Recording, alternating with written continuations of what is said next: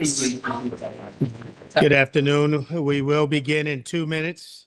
We will begin in 2 minutes.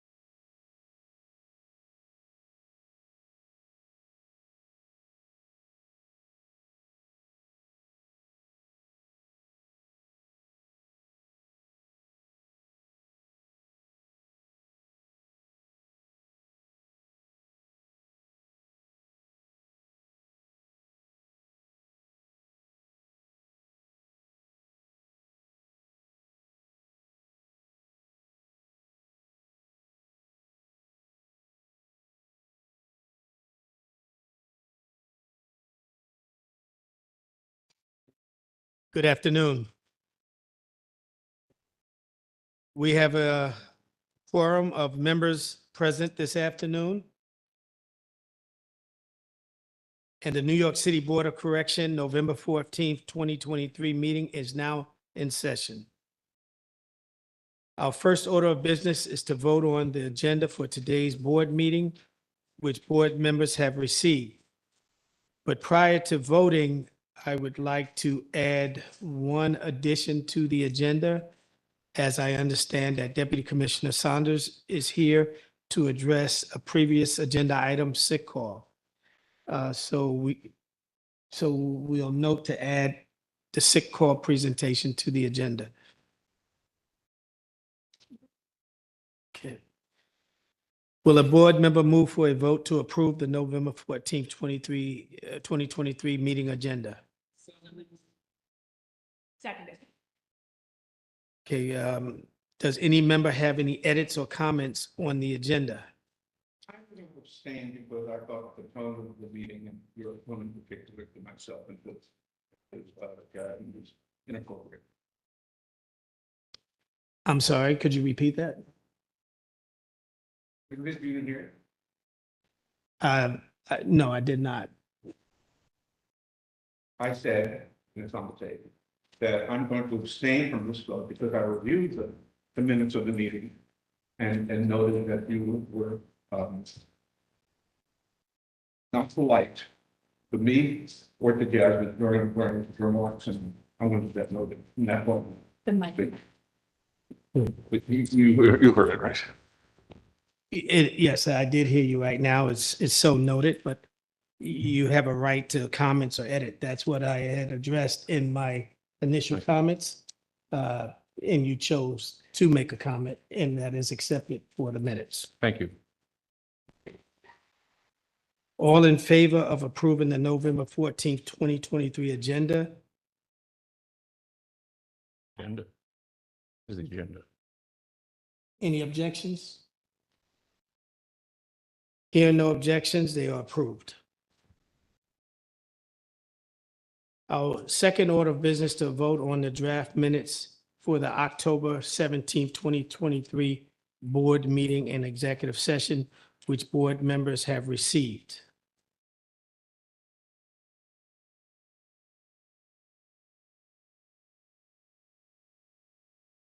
You can take a moment to ensure that you have those.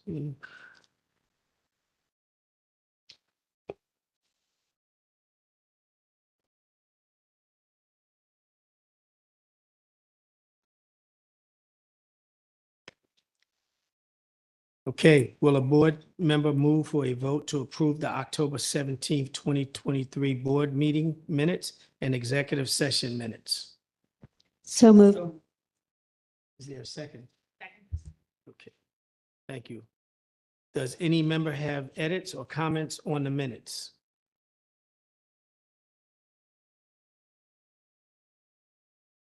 All in favor of approving the October 17th, 23 board meeting minutes and executive session minutes? Any opposed? Abstain. One abstention and the rest in favor. They are approved and duly ratified at this time. The October 17th, 2023 meeting minutes and executive session. At this time, I'll turn it over to our executive director for BOC updates. Thank you, Chair Francis. Good afternoon, everyone. Thank you for joining us today. I'll start by expressing condolences for deaths of department staff since our last meeting in October. They are Officer Rodney Boswell, retired Officer Otis Hayes, retired Officer Jeanette Villafone, retired Officer Peter Moore Jr., retired Officer Richard Augustus Washington, retired Captain Vincent Rimpoti, retired Officer Ronald Campbell, retired Officer Dawn Marie Berger, and retired Assistant Deputy Warden Edward Lanza. And we want to share our deepest condolences with the families of the deceased. Regarding the census, as of November 13th, 2023, the total census of people in custody is 6,220. Broken down by facility, as of November 13th, OBCC, 1,169. In Bellevue, there's 55. EMTC, 1,268. GRVC, 945. NIC and NIC Infirmary combined, 271. RESH, 172. RMSC, 333. RNDC, 1,140. And West Facility, 581. In terms of reporting, on November 9th, 2023, the board's Committee on Deaths, Near Deaths, and Serious Injuries issued its investigative findings on the deaths of Marvin Pines, Rubu Zhao, Joshua Valles, and Felix Taveras, 4 individuals who died in DOC custody earlier this year. The report highlighted issues regarding insufficient touring and supervision of housing areas, inaccurate or incomplete logbook entries, issues in responses to medical emergencies, and miscommunication between DOC and CHS staff, and a lack of intervention in the use and exchange of contraband, among other concerns. The committee made 18 recommendations to DOC and CHS with the aim of improving or modifying their practices and policies to avoid further tragedies. The November 2023 report is available on the board's website, along with prior reports on deaths in custody. And the next report, which will include investigations of the deaths of William Johnstone, Curtis Davis, Donnie Ubiera, and Manish Kunwar, will be published in the coming months. And I'm now going to turn it over to Board Member Pitts for some brief comments. Good afternoon.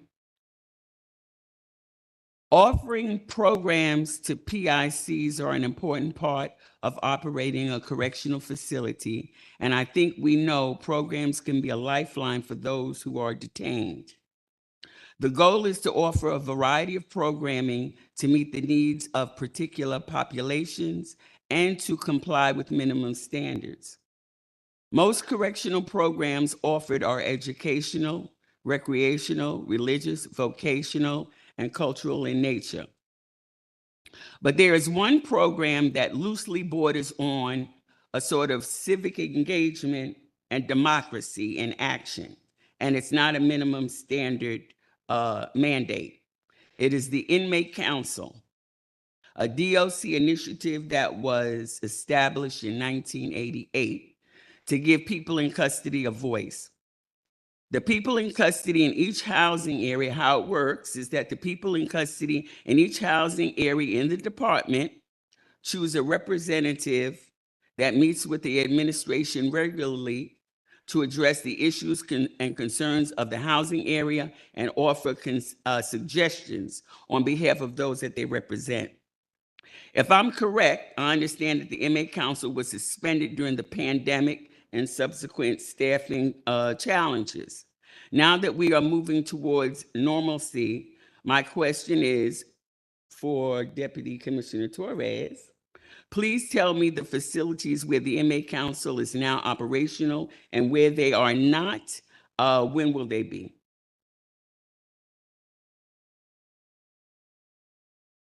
Good afternoon, board members. My name is Francis Torres. I'm the Deputy Commissioner for the Division of Programs and Community Partnerships. Board Member Pitts, you are correct to state that as a result of COVID, all Inmate Council, which we now have renamed Persons in Custody Council, were indeed stopped for not just the pandemic, but then coming back from the pandemic due to our own staffing crisis. Today, I'm in front of you and I have the best of news. But in order for me to share those news, I need to put it into perspective for the board and the public on something that we have started under the leadership of Commissioner Molina. Last November, I was approached by our commissioner, and he actually asked that together we redefined programs as programs were afforded within our department. And as such, we embarked in a new redefinition of programs. We also selected and changed a position that initially was known as a program manager, meaning we had program managers from our division assigned to each of the commands, and they represented the glue for us between the command leadership as well as our own members from the division. Those titles have since changed to executive directors of facility programs. These executive directors, joined by captains assigned to facility programs, now have the distinct responsibility to manage very specific programs within the facilities. I give you this background because one of those happens to be the PIC, or Persons in Custody Council meeting. I stand in front of you and share with you today that we have started all programs or all PICs council meetings at all facilities with the exceptions of 2, if I may. One of the facilities where we have not conducted a PIC council meeting happens to be the West Annex. The West Annex, as you know too well, is a result of the consolidation that we have done from VCVC, transferring 500 persons in custody to the West Annex, in trying to get them acclimated to the new environment, as well as us transitioning all of our program staff, uniform and non-uniform. We were not able to hold a PIC council meeting. But those meetings were interrupted the minute we created that transition. The next council meeting for West Annex has already been scheduled for November 16th. Then there is a population that we're still struggling with, and we're working with our executive director, and that is the Rosensinger Enhanced Supervision Housing Area. As you know too well, if we go back into the directive and we reread the directive, They're very specific definitions as to who has or who could be a council member.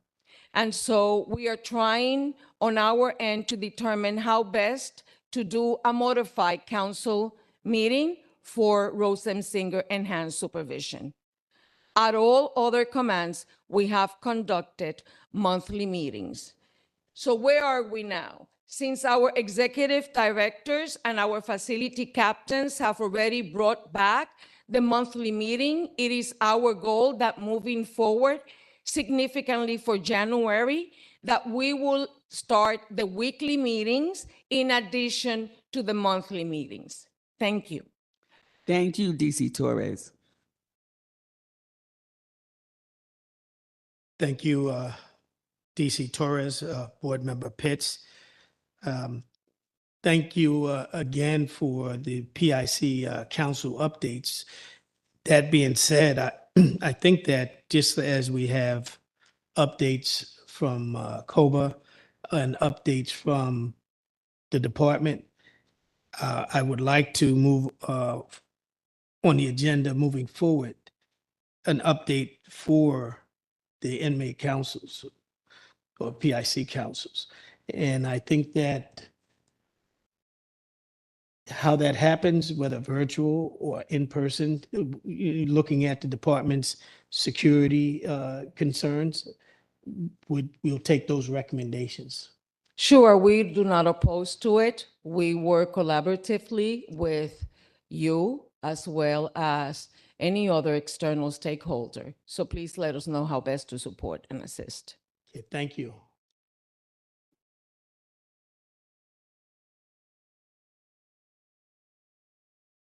At this time, we'll go to PIC public comments.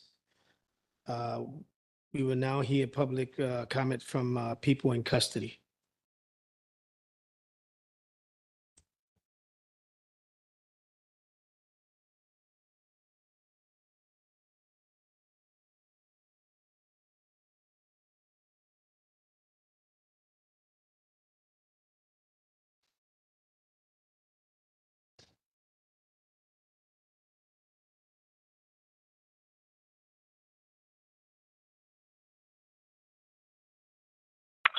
Hello, my name is Paul Alexander, and I'm an inmate on Rikers Island. My number is 241-200-2165.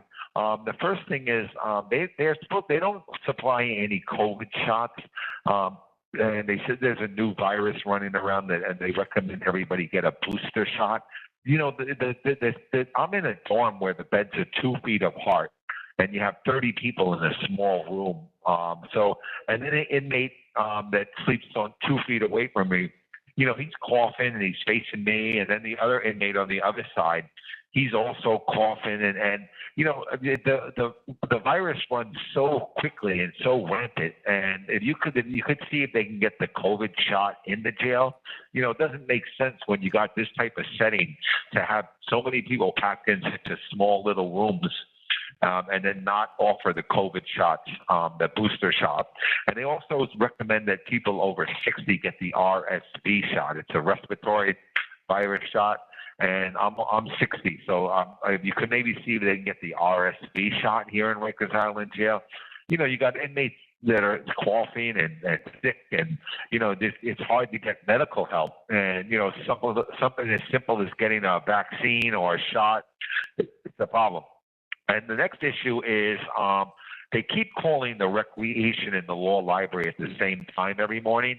I know this may not sound like a big deal, but they give 1 hour a day outside, and then they give 2 hours in the law library. So it forces me to pick: do I go to the yard for an hour, or do I go to the law library? Because the law library is not closed on Sundays and Mondays.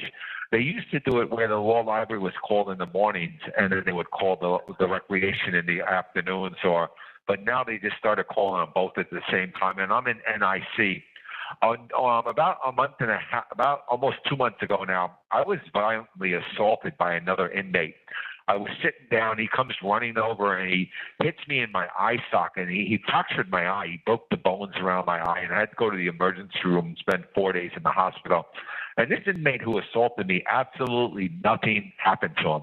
He didn't even get a ticket. He didn't, that's why there's so much violence in the jail, is because when an inmate does assault another inmate, they don't do anything about it.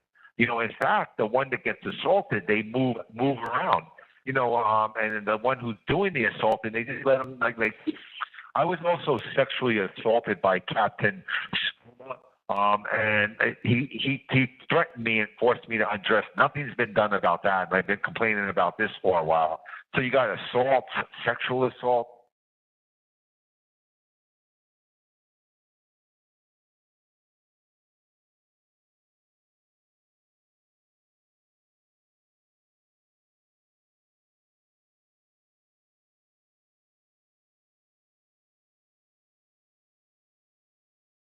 Thank you all who left public comments or on our dedicated lines for people in custody. At this time, we'll go to DOC updates. But before we go to DOC updates, I wanted to take a moment to just thank Commissioner Molina for, one, being here today, and two, to thank you for your service as commissioner during probably one of the most difficult times in the department's history, taking it through COVID, taking it through transition with the notion of closing Rikers Island and going to borough-based jails. I did read some of the reports on the indicators and the trends that have been going down in some of the reports that were presented. This is my thought on my behalf, because I think we have to be fair and open in all discussion. Many of my board members may not agree, but I wanted to make sure I expressed appreciation for, your service and your role, as this may be, and I'm not sure, your last meeting before us. And so I wanted to congratulate you on your next movement as well. So thank you very much for the kind words. Appreciate it. It's been, I think many of the all the members would agree that this work isn't easy. It's complex. And if it wasn't easy and complex, then we wouldn't be having the situations that we have in our criminal justice system in America. But it's work that I feel very close to. It's important to me, as it affected my upbringing, affected my family, like it's affected tens of thousands of families in America, our justice system. So I am proud to have been in this role over the last 22 months. I'm sure not everything I did was pleasing, but I can assure you that it came from a good place, thinking of not only the people that are in our custody, that are in our care, that we have to support as a government in a city, but also for the uniform and non-uniform staff that work at DOC, the majority of whom come from the same zip codes as those that are impacted by incarceration. I could not be prouder to work with a group of people that were so dedicated to work in probably one of the most critical pillars of our criminal justice system. So thank you for that. I can go into updates if that's what you'd like me to do. Yes, the please. Agenda, Mhm. if that's okay.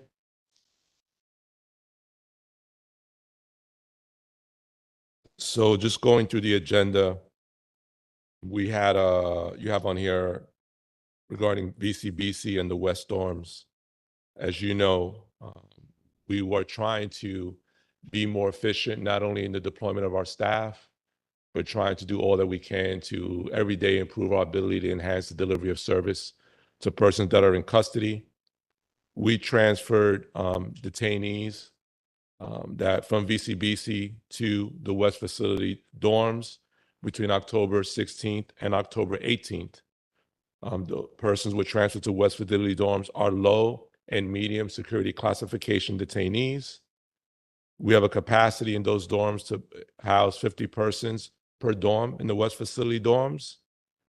They will have their own intake at the West Facility so that they would not be mixed with others. And in addition to that, we have 4 mini clinics that are situated within the West Facility dorms. In total, through those 3 phases of those moves, about 600 individuals in custody were transferred and brought back onto Rikers Island so that we could centralize operations there. I don't know if you had specific questions about VCBC. Board members, any questions? Board Member Sherman? Um, Sure. Thank you. Thank you for being here today course. and for providing that update. I'm interested in hearing the status of visitation at the West Facility dorms and also the status of a physical law library. So I'll ask DC Torres to talk about law library, and Ali, can you talk about visitation? Yeah.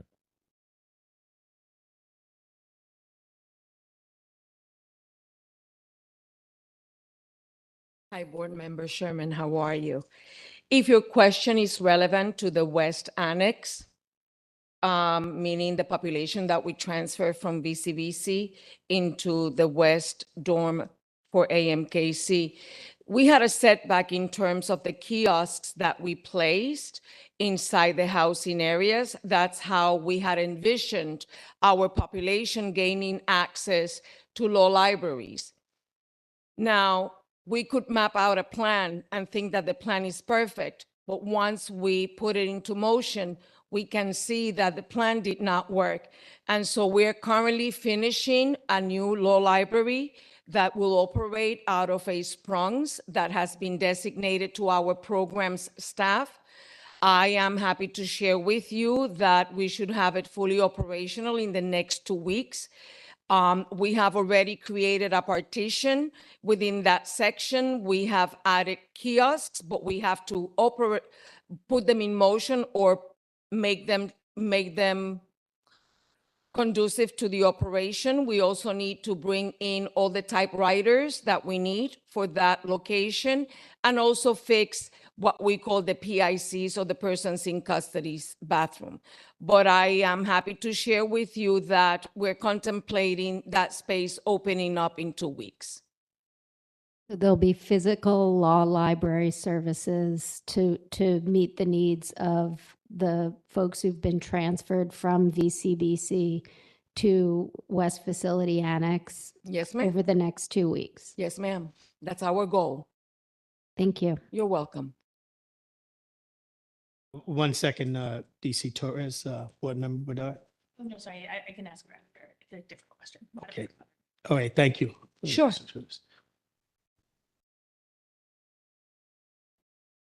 Good afternoon, Board Member Sherman. To your question regarding visits for the West Facility dorms.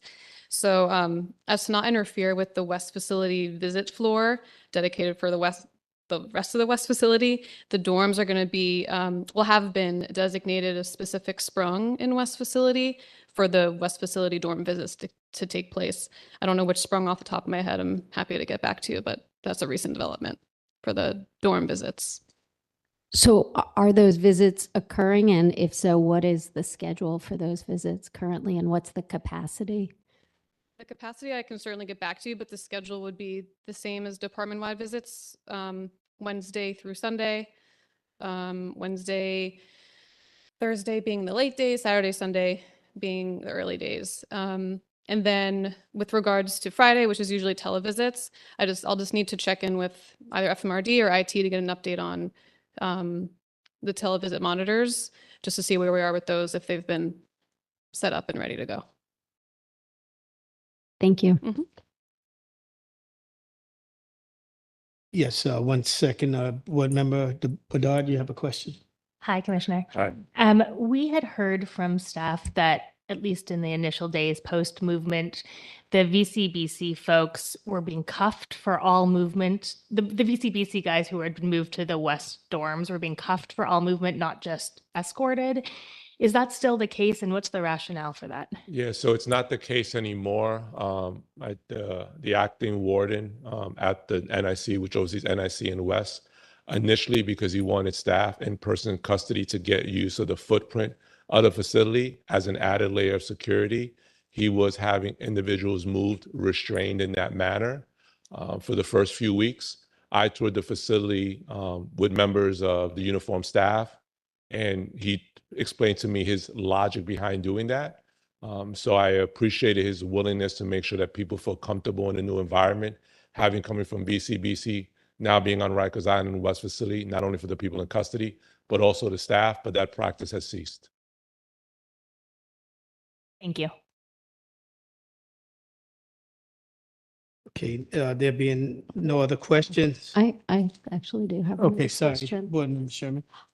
Commissioner, our staff reported, first of all, it's encouraging to hear that the movement issue has been addressed. Our staff also reported widespread facilities issues, in particular in the toilet areas, and issues with respect to pest control at the facilities. Could you speak to what the department, what's on the still on the department's to-do list with respect to maintenance issues, and what has been done since the facility has opened? You just, well, West facility specifically?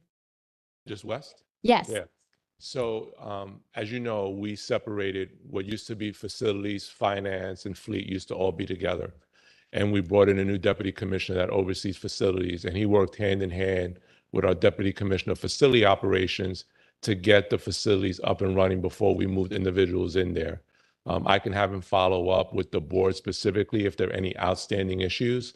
But when we did our initial walkthrough of the new facility, we made sure that bathrooms were operational, of course, whatever other sort of infrastructure improvements or security improvements had to take place. In addition to that, I think we have always, well, for years, we have never had enough exterminators because we just couldn't hire people that wanted to do extermination work as a city employee. So we were moving to an outside contractor to be able to have consistent scheduled extermination island-wide. So that is ongoing if it hasn't started already. But I'm happy to have DC Ben sort of walk through a number of facility improvements that he has done. Him and his team that he has built up come from a hospital environment, which I think is a really big plus for us, because obviously they perform at an even higher standard of care because they're managing patients. But we feel that people that are in custody should be able to be managed in those same standards. When we're talking about HVAC, fire suppression systems, and all those things related to facility management. And that's why we brought a gentleman of his expertise in. Thank you. And I would very much appreciate it if our staff could follow up with, they did take substantial notes and they pulled together. I don't know whether it's a report that's been shared with you, but if it hasn't, I would like for us to follow up with. No, absolutely. And even in our, we had an open forum that some BOC employees attended.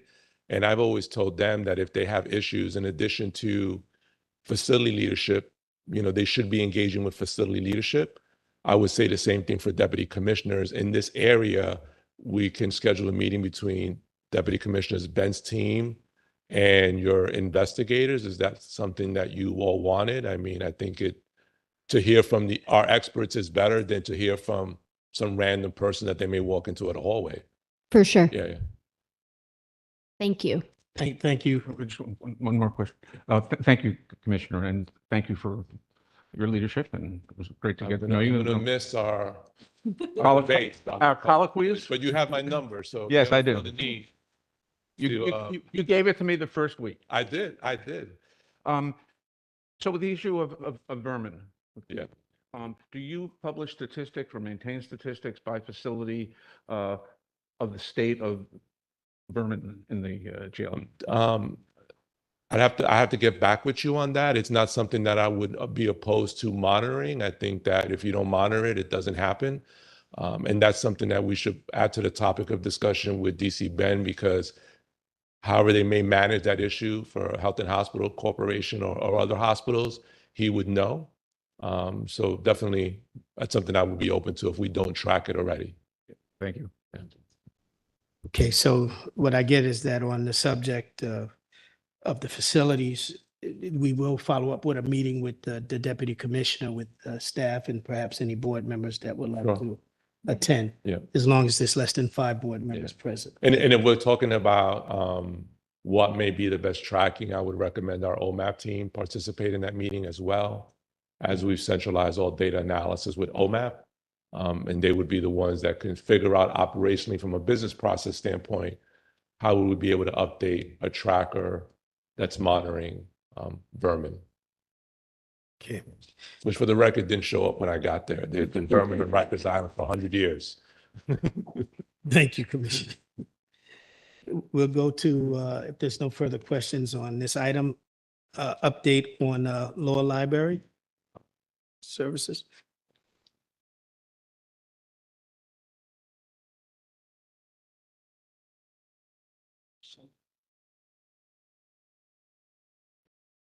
Good afternoon again. In terms of our law libraries, we continue to move away from the pandemic plan of action that required us to rely on request slips. I'm happy to report to you that all law libraries, with the physical exception of the West Annex Law Library, have been opened by our law library director. I'm also happy to report that after 5 years, the law library unit has been assigned a new deputy director who is able to share the responsibility of the operation of our law libraries on Rikers Island. The unit presently has 23 legal coordinators, and I will say approximate 21 legal or law library officers assigned to the operation. I say approximate because I'm pending a confirmation on 2 officers at one of the facilities that have expressed desire in transitioning to other areas. And so I rather give you the hardcore number, but also share with you the fact that we have 2 pending internal transfers. I do need to share with you openly that reopening of the law libraries at a time where we're still facing challenges with staffing has not been easy, but we continue to make every stride to ensure that the law libraries are opened and that the PICs have access to it. I heard the statement of the gentleman who actually called in, and I took a note, so I would like to address it if you don't mind. There are oftentimes conflicts that arise because of scheduling. It could be a schedule issue between law libraries and recreation. Any conflicts that impede access to any of the other mandated services, whether it is access to educational services or access to law library, in his case, are addressed internally. We're in a better position right now with our executive directors to actually do what we call deconflict schedules. What do I mean by that? What I mean by that is that all of the schedules are gathered, and that executive director and the facility programs captain actually take a look at the schedules to deconflict, meaning what is it that is impeding, or where are the competitions, so that we can go back to the leadership in the building and all of those other managers to ensure that one of the schedules, in this case, the recreation schedule for any given housing unit, are modified or changed. And with that, I leave it up to you to pose any questions relevant to law libraries. Board Member Sherman. Yes, thank you. And you anticipated one of the questions I did want to ask off of the comment that we heard. I also wanted to hear a little bit more about the role of the executive director of facility programs and understand how they fit into the overall programming shop under you, and also to understand how that partnership between the executive directors of facility programs and the jails management is working. All right. I'll be very candid with you. The commissioner called me November of last year and actually said to me, I have a lovely assignment for you, as he always does. And for him, it was that if programs primarily are led by non-uniform members, he really wanted somebody from the non-uniform side to be responsible for programs within the facilities. And internally, there would be a restructure taking place where deputy wardens would actually have very specific program or services that they will continue to monitor as part of their operations, while all of the other programs and services as redefined would actually become the purview of these executive directors. The beauty about these executive directors is that they have several years involved in our division in other roles, whether they were at the beginning a program counselor who worked his or her way up the command or the chain of command, who were also directors or deputy directors that were well versed on what we offer. And so we took a breakdown that was used internally by our uniform members, and we began the redefinition process. So what do I mean by that? And I'll give you a few examples. I'll be more than happy to send the board the entire presentation as well as the teletype, summarizing what now has become facility programs, operations, and then facility programs. So when you take a look at a mandated service such as education, law library, PIC council, those are falling under the purview of these executive directors. When you take a look at a recreation, and a recreation within any of the command comes with a specific captain and then a number of officers. When you take a look at a grievance process, that's not facility programs, that's operations. And so these facility executive directors get all of the information relevant to all of the schedules, all of the services, all of the activities of our division subdivisions, keeping in mind that our division has 4: advancement and enrichment, counseling, reintegration, and program operations. So all of the schedules are submitted to these executive directors, and they're the ones who manage or have the wider view of what is taking place for programs within each of their assigned facilities.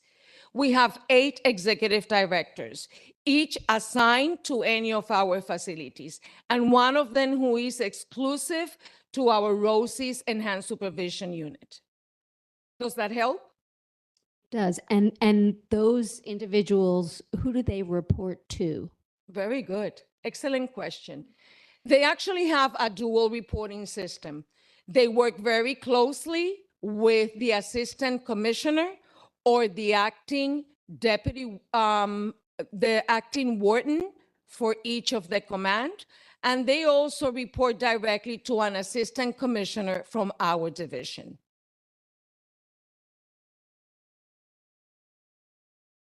They work very closely also with their peers on the uniform side, meaning all of the deputy wardens that are assigned to a given command. Thank you. You're welcome. Well, I just wanted to say, DC Torres, that on one of my tours, I did note that one of the executive directors did come from the ranks of the contracted services. And I found that very interesting to integrate those that were removed from the contract opportunities to come into service with the department.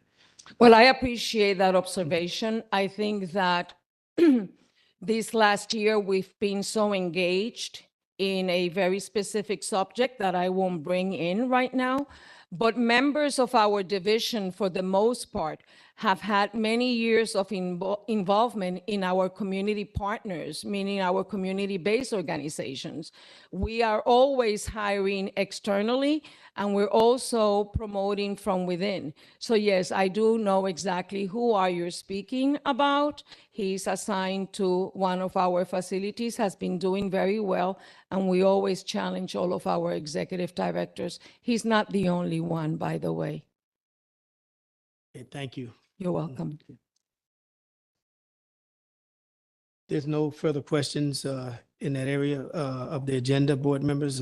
We can go on to review of obstacles to the risk management and accountability system. Sure, sure. And if I could just add to what DC Torres said, I mean, understand we are trying to shift the culture of the organization, which means that when we made the shift of making executive directors that were going to be part of the leadership team of each facility, that we embedded them with the authority to not only make decisions, but to tell individuals what to do, both uniform and non-uniform staff. What we were saying, we were going to put the best qualified person to manage an important part of our operations, which was programmatic interventions, to help individuals deal with the root drivers of what's making them be justice involved. That did not exist for a very, very long time. For many, many years, uniformed staff in the rank of deputy warden were placed in one of three disciplines: programs, administration, and security operations. And for too long, they only stayed in those disciplines. And when it came to be running a facility, they had learning curves in one or two of those other areas, which didn't make them well-rounded to lead the facility. So it's important to invest in our uniform staff, but it's also to recognize that just because someone achieves a uniform rank doesn't make them more qualified than someone who may have been a social worker, a mental health clinician, in managing the programmatic needs of those that are in custody. So this is a major shift in the department, and we've now embedded leadership within the leadership team of each respective facility, but still allowing them a lifeline with the programs division, which is led by DC Torres and her assistant commissioners, to make sure that if there are challenges, they have a level of authority to address those issues or move them up the chain of command to be able to get results. So I just wanted to add that because I didn't want to lose that moment. Thank you, Commissioner. Now to RMAS. Sure, as you know, we are under federal monitorship. And I think early into my tenure, this is one of the things I really wanted us to be able to operationalize out the gate, because I know how important RMAS was to this body and the number of years that this body had put a lot of thought work into having it achieve as our solution to restrictive housing. The federal monitor did not approve the RMAS rules. His remarks to me that he felt that it was not in alignment with best correctional practices and felt that it was not the appropriate way to manage individuals that are committing acts of violence either to other persons in custody or to staff. The court ordered that any restrictive housing model that this department was going to implement had to be approved by the federal monitor. I don't want to speak for him. If he wants to come here and speak to you about these issues, that's up to him to do that. But if we would have implemented RMAS over his objection, we would have been violating a court order issued by Judge Swain. Thank you, Commissioner. Any questions, board members? Okay, we'll go on to the next item. The update on the state of emergency existing within DOC facilities. First declared in Emergency Executive Order number 241 dated September 15th, 2021, and whether the suspension of several of the board's minimum standards through continuous extension of EEO 241 is still necessary. So the department has stated in prior meetings before this board that these EEOs allow us to remain agile in implementing aspects of our action plan without needing to pursue endless variances that have reporting requirements attached to them, especially at a time when we're trying to get a handle on our overtime, which is dealing with the fiscal issues of the city, and the department's maintenance focus must be on operations, safety, and security. I understand the board's frustration with this setup and these constant renewal processes. I would recommend to the board that maybe the board engage with City Hall in conversations about these mayoral executive orders. As I transition into my new role, maybe we could talk about that when I get there. Yes, Board Member Cohen. You often said that you like these orders because it makes your job easier to not have to take do the work to keep the facility safe, but also to make sure that people have time out of their cell, not being chained. I mean, there's so much more shackling during your term than there's ever been before. It's a shame, and it's bad. It's dangerous. People are injured. There have been 9 injuries from people who are being shackled that your staff has not defended them again. So I don't think that the fact that it's easier for you to do stuff is a reason to not follow board rules. I mean, obviously, it'd be easier for you to do anything if you had no other rules to do.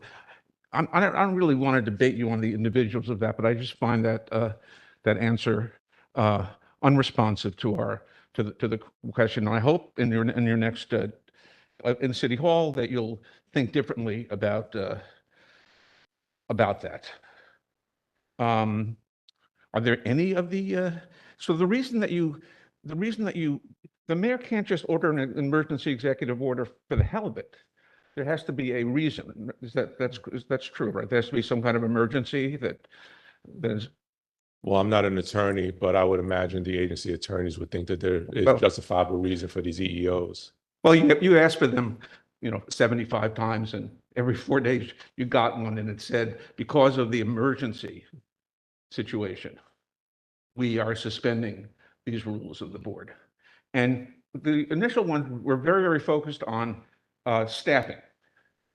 And Deb Torres mentioned on 2 occasions that she could not provide the programs that she wanted to at the level that she wanted to because there's inadequate staffing. Is there inadequate staffing to, is that why you have to have people shackled as much as you do, or to not implement the RMAS? That was the reason you said. Board Member Cohen, only if you can just give the Well, commissioner. the RMAS was not implemented because the federal monitor did not approve it. And a combination of that was we would have required more staffing. Well, he didn't approve it. He did not approve it because of the staffing issue, at least to my recollection. He did not approve it because it didn't, from his perspective, align with the best practices of managing restrictive housing in corrections. And he has to be the one to approve RMAS. To your question regarding staffing, as you should know, we've significantly addressed the staff absenteeism issue that plagued this department for most of 2020, 2021, and the early part of the first quarter, at least, of 2022. And we've reduced that by 70%. I'll remind this body that we used to have upwards of over 2,600 people out on any given day at the department, had over, I believe, if my memory serves me correctly, over 1,000 people that were out sick for 30 days or more at any given time, and had over 800 individuals that were medically restricted from duty to being able to actually manage detainees that are in our custody. In addition to lowering staff absenteeism, where the average number of individuals that call out today are about in the 70s, we've had as low as 40 people in June of 2023 call out sick, which is remarkable given where this agency was at the beginning of 2022, and given that the uniformed staff have, I think, a much deserved benefit of unlimited sick leave, given the tough work that they do, but that benefit has to be managed by the department, and we finally have management in that area. We've also lowered our staff that have been out sick more than 30 days. That number was over 1,000, and I think the number as of this morning is like 218, 222. And For those that are MMR3, I believe the number's around in the 400s, when that number used to be well over in the 800s. But coupled with that, we had a significant attrition issue, right? Because staff were not supported. They've left the department. Recruitment has been a national challenge for law enforcement, not just for the New York City DOC, but for a lot of law enforcement agencies, not only in this state, but throughout the country. We've doubled down on recruitment. We've had successive classes, not of high numbers, but we have people that want to embrace being a career in corrections and being part of the change that they want to see. So we continue to recruit. We've enhanced our recruit training, providing more and more support for new probationary officers to make sure that they're supported, and we stem the flow of people just attriting a month or so after the academy. So I think all of that together is, puts a strain on the agency, but staffing challenges are not what they were in January 2022, but they're still a day-to-day challenge every day. But you are declaring that they're an emergency every 4 days. You said you need an emergency executive order every 4 days because of inadequate staffing and the conditions on Rikers Island, the dangerous conditions on Rikers Island. Well, I mean, there's been a significant amount of infrastructure work that was done, but it's overcoming a significant amount of infrastructure neglect over the many, many years that predated me. So we are in a state where we're managing a number of issues, to include a federal monitorship that requires us to have a level of agility to respond to the overwhelming responsibility that we have, but that we don't want to turn our back from. Well, I hope that one of the things that you're doing right now as the department and as the city is increasing the population of Rikers Island. It increased about 10% in the past several months. Maybe that's part of your strategy, but it's not the way to go. And I hope when you get elevated, you'll be able to do what you know to be the right thing to do, and have as few people as possible in the jails. Well, I will say this. One is you are correct. The population has been steadily increasing on Rikers Island since about late 2021, and it's been steadily increasing, and we're at today at just over 6,200 people in custody. But what this city has really never had is a focused de-incarceration strategy to lower the population. And over the course of 2 successive commissioners in 2021, only 13 people were released using Article 6A powers. I have released the most individuals under using Article 6A powers than any commissioner in history, absent the COVID-19 releases, which were not driven by the former commissioners, but were driven, quite frankly, by the leadership at MOCJ. And CHS helped in that process too, recognizing those that might have had a higher susceptibility to the pandemic, and they were released. I look forward in my new role of rethinking how we can use embedded powers to enhance our decarceration strategy, specifically as it relates to those that are sentenced within our city's jail system. Where I don't have, or any other future commissioner has powers, is in managing the pretrial detainee population. And what we have done is, when we got there in January of 22, our average length of stay was about 130, 140 days. Our court production rate at that time was 60%. As of this morning, today, I get a daily readout. We had a 99% successive production rate today. That range of production ranges from 97 to 99%. And that's been the range of success for a long time under the leadership of Acting Warden Caputo, who oversees that responsibility. That has allowed us to decrease the length of stay to 103 days. But still 103 days is still double the nationwide average of length of stay when we look at large jails across the country. And until the bandwidth of being able to adjudicate these cases in the state courts increases, then that is really what's causing the population to be unnecessarily higher than it needs to be. That, coupled with the lack of bandwidth to treat those suffering from mental illness and co-occurring substance addiction, there's not a divergent pathway for these individuals. So the criminal justice system is unfairly burdened with the responsibility because of the failure of a public health strategy to deal with that issue. And that is not a completely New York City issue. Is it an American issue? And there's been talk of a Littman 2.0 commission that may come.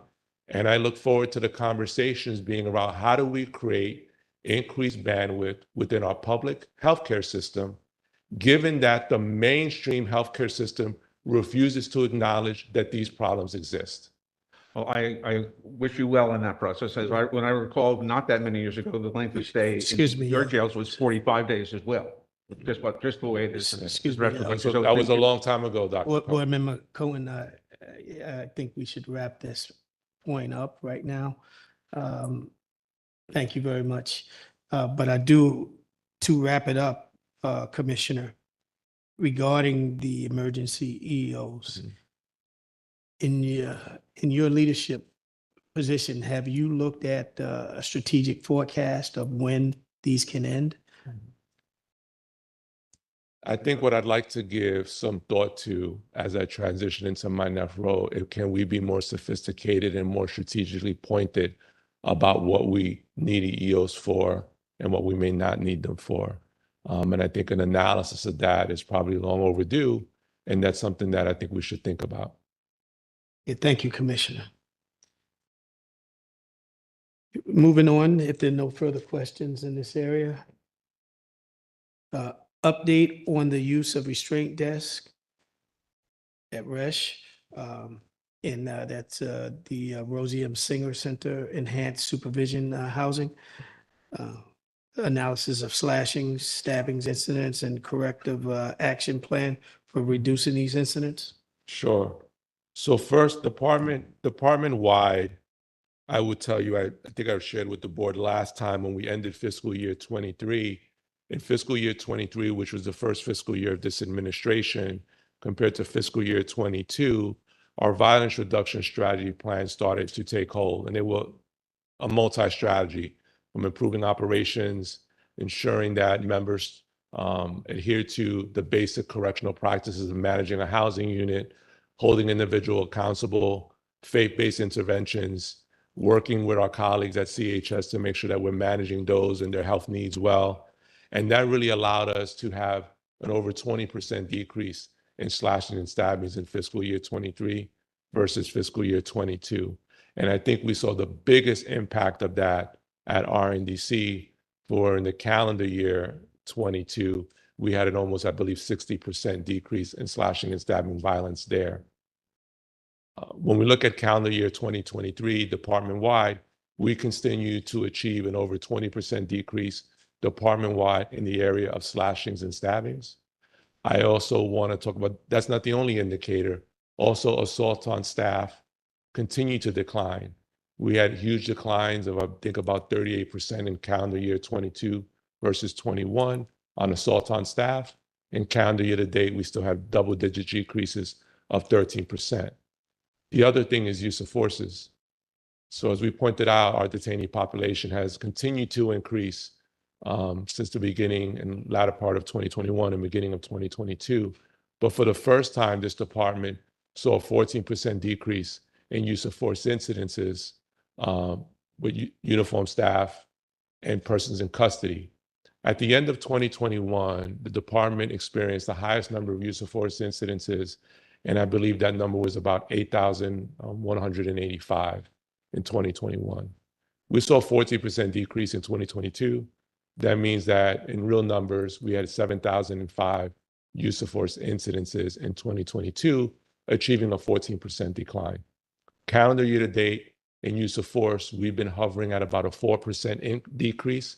Calendar year to date, we forecast based on our trend lines that we should maintain somewhere between a 4% and 5% decrease in calendar year 23, which means that we would probably end up around 6,000 use of force incidents, which I recognize are still a high number of incidences of force.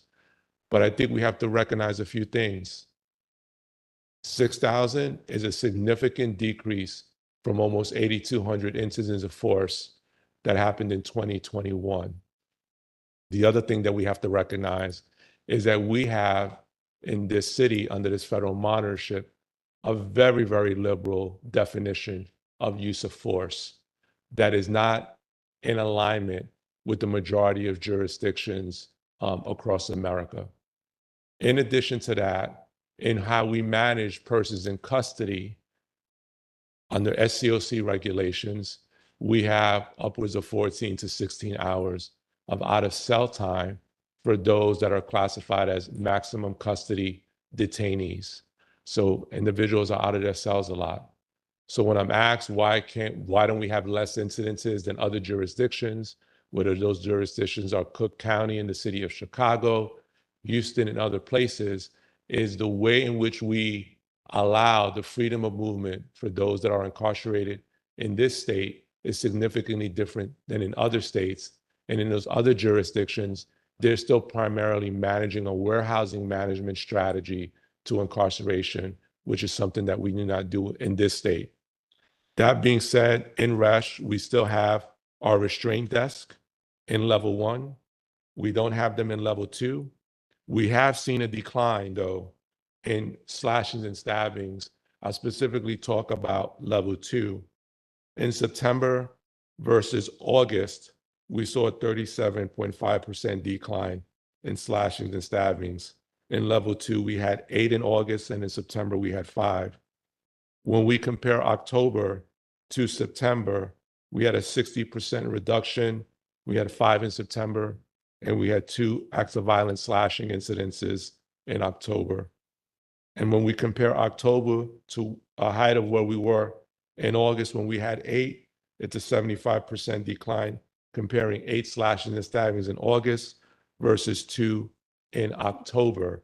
So we are seeing improvements. Our Senior Deputy Commissioner, Charles Daniels, this is a focus of his in developing and implementing, making sure that officers and staff are managing the housing unit appropriately.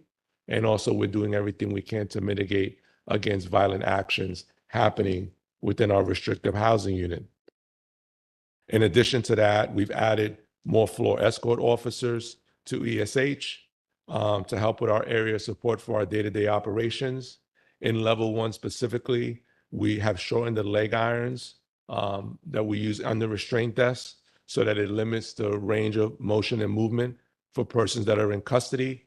We've also installed DC Ben and his team. Rear panels have been installed in the restraint desk as well. And we're conducting cell searches and in-person searches on a regular basis within RESH. We are almost halfway into November, and knock on wood, we have not had a slashing or stabbing in RESH month to date. So, it's not a long trend, but I think it's a welcoming trend. The other thing I'd like to point out as it relates to ESH, as you know, ESH used to be housed in GRVC, and we moved it to Rosie's because we wanted to not only increase our cell capacity for those that are max custody, but we also wanted to increase our capacity for mental observation units. And we felt that the facilities in GRVC were much more better for those units there. While GRVC has experienced a 44% decline in slashings and stabbings, when I look at the incidents that happened at ESH, and presuming they would have happened in GRVC, had we not moved ESH, GRVC would have experienced, if those slashings were on their statistics, still just over 19% decrease in slashings and stabbings. So granted, slashing and stabbings are an issue for the department. I'm not taking applause in this area, but what I'm saying is, considering where we were at the apex of the crisis when it comes to violence, and just to level set it, at the end of 2021, the department had a 247% increase in slashings and stabbings versus 2020. On my first day in January 1st of 2022, we were forecasting that if we did not do something, that we were going to end up with a probably almost 300% increase in slashing and stabbings in 2022. The system was significantly destabilized and was on the brink of collapse. We ended 22 with just a 13% increase. It could have been significantly worse, but as our strategy started to take hold, we saw a huge decrease over the department-wide slashing and stabbings in fiscal year 23, and we continue to see over 20% decreases in calendar year-to-date 2023 versus calendar year-to-date 2022. Board Member Cohen, but I do want to take a moment. Commissioner, I know you've been going on quite a bit. I do want to take an opportunity to see if you need any water. Maybe we can No, get you no, a bottle of I'm water. fine, thank you. Okay, all right. So, Board Member Cohen? Thank you.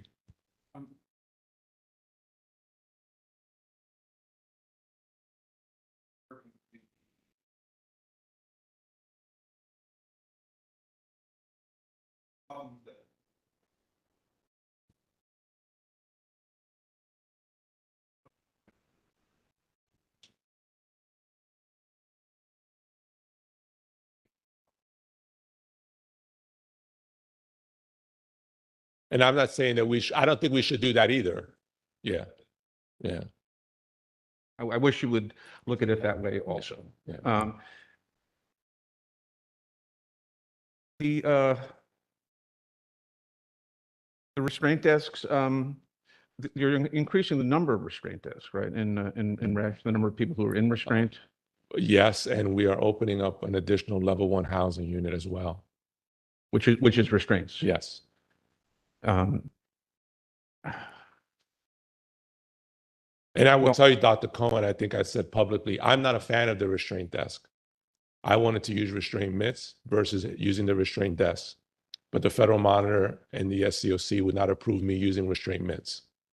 So we had to use the restraint desk. You probably told me that, but I didn't remember that. Yeah. That's when we get to speak to Steve, we'll talk to him about that. That's all I have I'm to say. glad you and Steve talk. Yes. Are there any other questions in this area? Board Member Bedard? Commissioner, overall, I think your comments over the last few minutes have been, can be boiled down maybe to, you've done a lot of work, a lot has been accomplished, but we're still not out of the woods. As you're leaving this position, can you just talk to us a little bit about what you see as sort of the top 3 or 4 challenges that the department is still facing? What you see as the obstacles that need to be overcome in order for us to be able to get past this sort of morass of emergency that keeps us from being able to have the system we want? Sure. No, thanks for that question. I think it's a great question. I think there's a few things. One is, I think our efforts as a city, and I think the mayor agrees with me because he talks about it all the time, is really increasing the bandwidth of our public health system to deal with and support individuals suffering from mental illness and co-occurring substance addiction. This is not a criminal justice issue. It has been for decades forced on to the criminal justice system, but we need to increase our inpatient psychiatric mental health beds for those that need that level of treatment. And until we do that as a country or as a city, then individuals that need a public health solution will continue to be getting a criminal justice one to deal with their mental health challenges. And that's not fair to them. Secondly, specifically to the city of New York, whatever support the local district attorneys need, and I know they got a significant support in the last budget, but whatever support they need and the state courts need to increase the speed of which individuals not only have access to justice, but can have their judicial cases adjudicated before the courts, does nothing to aid victims in the closure of those that have been victims of crimes, and does nothing for those that are accused of crime to get some level of procedural justice. As you all know, we have, I believe it's just over 500 individuals that have been in our custody for over 2 years. And I think about 1,600 individuals that have been in our custody anywhere from 1,600 people that have been in our custody from 1 year to just under 2 years. The court system are not moving at a level of speed, and that is impacting the population with our jail system. I think the state, in addition to increasing inpatient bed capacity for those suffering from mental illness, I think they really need to rethink who should be, if the courts are not going to be making decisions on who can be diverted, they should allow that decision to rest on the shoulders of commissioners of local jails, or in many jurisdictions in the state, it's elected sheriffs. And what I mean by that is I think we need to start really thinking that we need to solve the problem of today, not using the strategy of the 70s or the 80s. And we need to think, do we want to embed powers within those leaders that are most closest to the problem to define what does confinement mean for this individual? And if we feel as correctional experts that the interest of justice isn't served with keeping someone in custody, even on a pretrial detainee basis, longer than necessary, then allow us the ability to use an alternative to incarceration, like electronic monitoring as an example. If we increase our capacity to do that, that would also aid not only in managing the population, but I think also give more advantage to those accused by crime that have not yet been convicted, a different level of a playing field in negotiating what the outcome may be in the judicial process. Because we know many that are incarcerated take plea agreements just to move on with their life. And sometimes that may mean that you're getting out of jail sooner. But if you're not provided with the right level of support, the next mistake you make, if it's a criminal one, could be devastating to your freedom.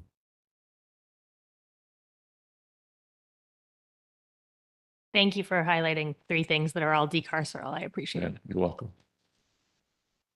Okay, there's no further questions on that agenda item. The comment, I mean, you're proposing, and maybe it's a good idea, but maybe it's not, that the correction department have a judicial function in terms of. No, I don't think that we should have a judicial function, but Well, I you said think, that you could Yeah. release. but people. I think what you'd want us to do, and this has to be more detailedly sorted out. But in my mind, we should really define if the courts determine that someone needs to be confined, confinement can happen in a number of ways. We can restrict someone to their residence.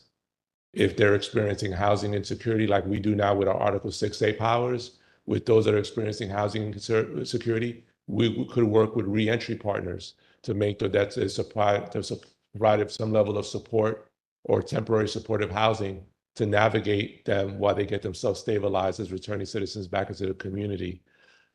So I think that would be a role you would want leaders in corrections to play, because we can make these decisions together, right? Whoever's leading the Department of Corrections with their partner, we have Correctional Health Services as a partner. How can we identify a discharge planning strategy for a pretrial detainee that allows them to better thrive in an environment outside of being incarcerated versus being in a jail, which has its limits? I don't disagree with the goal of the thing. As you mentioned, there was a dramatic decrease in the population at the beginning of COVID, and that was done with the department, with the DAs, with the judges together. It was just not a department decision. Maybe. Well, I don't think is based on my understanding of what occurred back then. I don't think the department was the lead or the motivator of that decision. Right. I think it was others. They facilitated this process. But these, Article 6A powers alone have been embedded with the commissioner for a long time, and we have not been shy about using them. You said that. Thank you. Okay, thank you, Commissioner. We'll move forward. Dr. Cohen, if you can turn your mic off so it's not picked up. The next item is update on the opening of the psychiatric unit for women at Elmhurst. Yes, so that DC Edwards had reported, I think a couple of meetings ago, that we were going to be doing that. And we're setting up the week of January 22nd for Elmhurst to open up. Dr. Bernard. Can you just share what still needs to happen to make that possible? So one is we want to make sure that we have our officers right now that just graduated the academy. They're still in their 8 weeks of field training. We want to make sure that 8 weeks of field training is behind us so that we can deploy them to our facilities and begin to interview officers and supervisors that are going to be assigned to Elmhurst. So rather than just open it up immediately, it allows us to be more stable about the process so that we don't shut it down. Thank you. Any other questions, board members, before we move on? The last item that I have on the agenda is the update on educational services at RNDC and our MSC. But before you leave, Commissioner, I just wanted to say that I'd like to maybe have the department at our January meeting as an agenda item, discuss the borough-based jail strategy and what the department views as some of the issues that may need to be addressed early on so that the board can be prepared to address policies and understanding to meet our mandate. Sure, I'm open to discussing that possibly being an agenda item in January. I would probably prefer maybe we have our check-in meeting where it's some of the board members and the other board members, we have those two meetings to kind of discuss how you want that to play out in a public meeting, just because it's a major project. It involves a lot of city agencies. The Living Commission may be reconvening itself. So I think there's been a lot of lessons learned over the last few years that probably we can benefit from that they didn't have it during the first Living Commission. So I just want to make sure that I don't impede that work with having a meeting in January about it. Let's just talk it through. I'm not opposed to it. Don't know if the time frame between now and January makes sense, but I'm open to it. Well, let's say sometime in 2024 Perfect. and That I the could board commit to. members can discuss and with you and your team, the team at the department, as to Got what it. that looks like. And so now the update on educational services. You got it. DC Torres is gonna.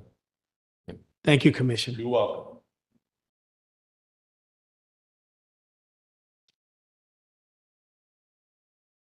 Good afternoon again. Educational services for 18 to 21-year-olds are mandated, meaning any 18 to 21-year-old who is assigned to our care must be granted access to educational services. In order for the department to be able to afford those services, since the 1980s, we've had a partnership with what used to be the Department of Education or the Board of Education, and most recently is now known as the New York City Public Schools. This year, we continued our partnership with East River Academy, one of the schools under District 79 that provides services on Rikers Island. For this year, we have targeted our educational efforts, meaning granting access to educational services, at RNDC and Rose M. Singer.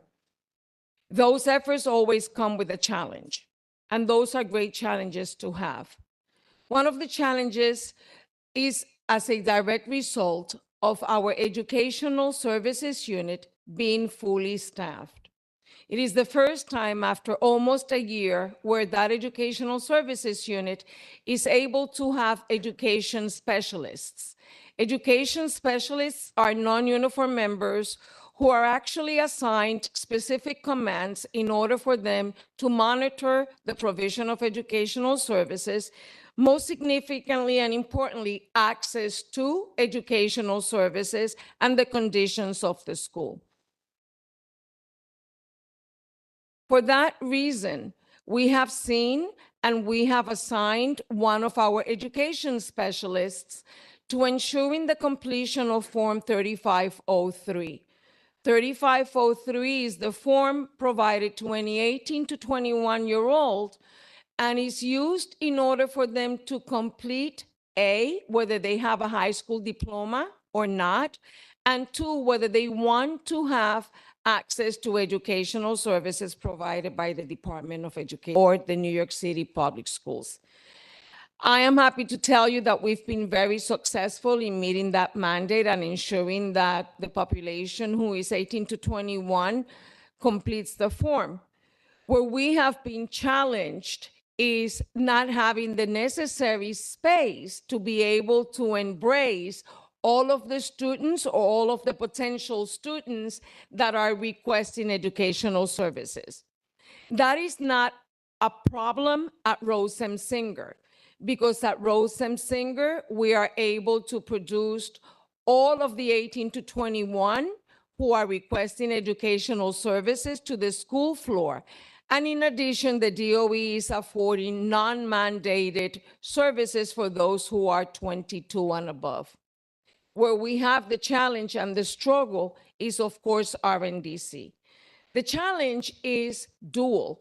Number one, our partners from the public schools do not have all of the staffing levels that they are required. Us, on the other hand, do not have the sufficient number of classroom space to be able to absorb the number of students or PICs or young adults, emerging adults who are requesting educational services. I want to be very mindful to what I'm sharing with you, because when it comes to any 18 to 21 requesting educational services, it is our mandate and obligation to grant access. But there are some factors that we need to take into account.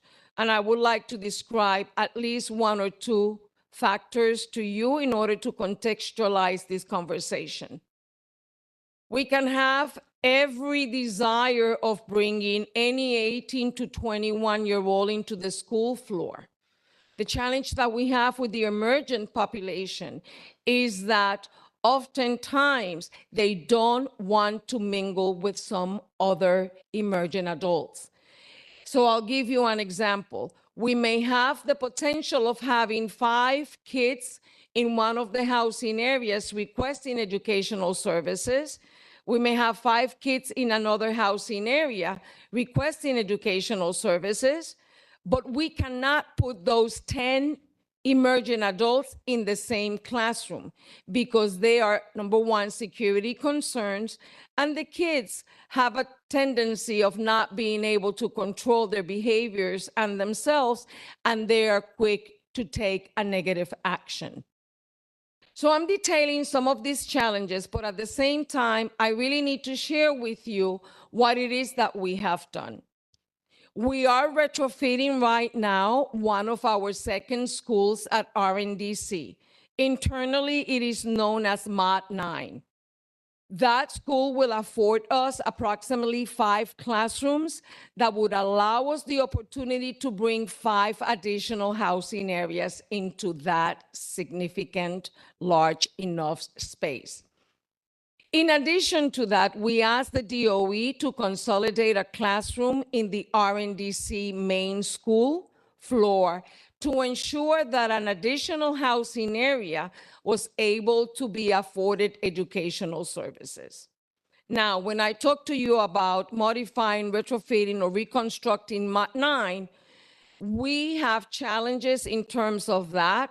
The work should be completed in the next 2 weeks, after which point the DOC, Environmental Health, in partnership with the DOE's or public schools, Environmental Health, will tour the area with the UFT to ensure that it is once again a safe environment for their teachers.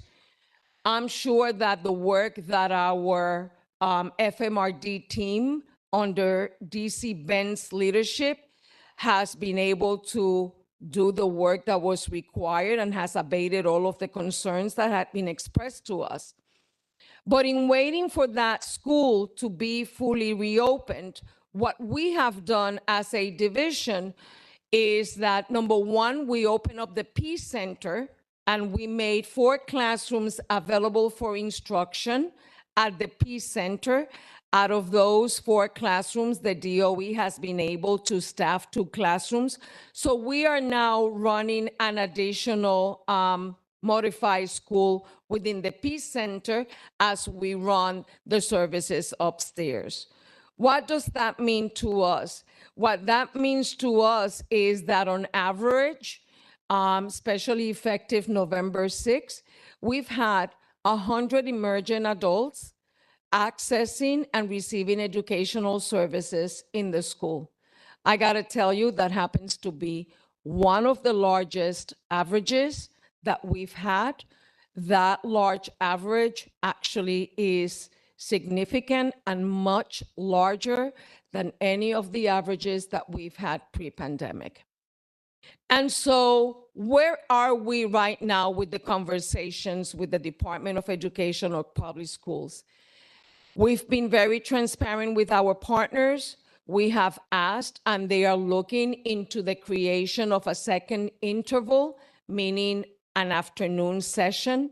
In doing that afternoon session, both at the main school floor of RNDC, in addition to Mod 9, or if they're ready sooner, the Peace Center, that we will be able to absorb all of the emerging adults requesting educational services at RNDC. Thank you. Thank you, Deputy Commissioner Torres. Any questions from the board members? Dr. Bedard? Thank you, DC Torres. We received a letter yesterday from Manhattan Community College saying that they were no longer going to be providing, no, MCC. Oh, Manhattan, sorry. Yeah, right? From MCC saying that they were no longer going to be providing services to PIC on Rikers. Can you talk to us about why that is and what hole that leaves in your programming? So it's Manhattan College. It's Manhattan College. It's not the Manhattan College affiliated with CUNY University. It is a partnership that we embarked in 2012. It is led by Professor Andrew Skotnicki, who, when we launched this partnership, actually was the Dean of Religious Studies at Manhattan College. Their separation or their communication to the board is actually nothing to do with us, the Department of Correction. It is something internal. I think that I defer to Manhattan College to give you all of the specifics. Where we stand right now is that we know the impact of that partnership. It's an impact that, for me, one person who started from within, who has been able to obtain a bachelor's degree and is currently working on his master's at Manhattan College, is a success. And that is just one example. So we are in conversations with Professor Skotnicki to see how it is that we can ensure the continuation of those services on island.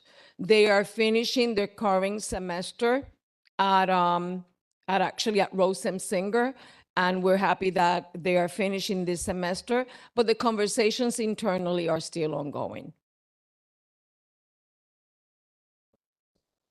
If I can just add to that, when I was contacted by Professor Skotnicki about needing support to continue the program, me and DC Torres were putting our heads together to see if there was a funding stream available so that we can support Professor Skotnicki's continued work that he's done, because we find it really, really important that when you allow, especially young adults, to finally get into an opportunity where they can interact with other young adults that are in a college environment, they will thrive.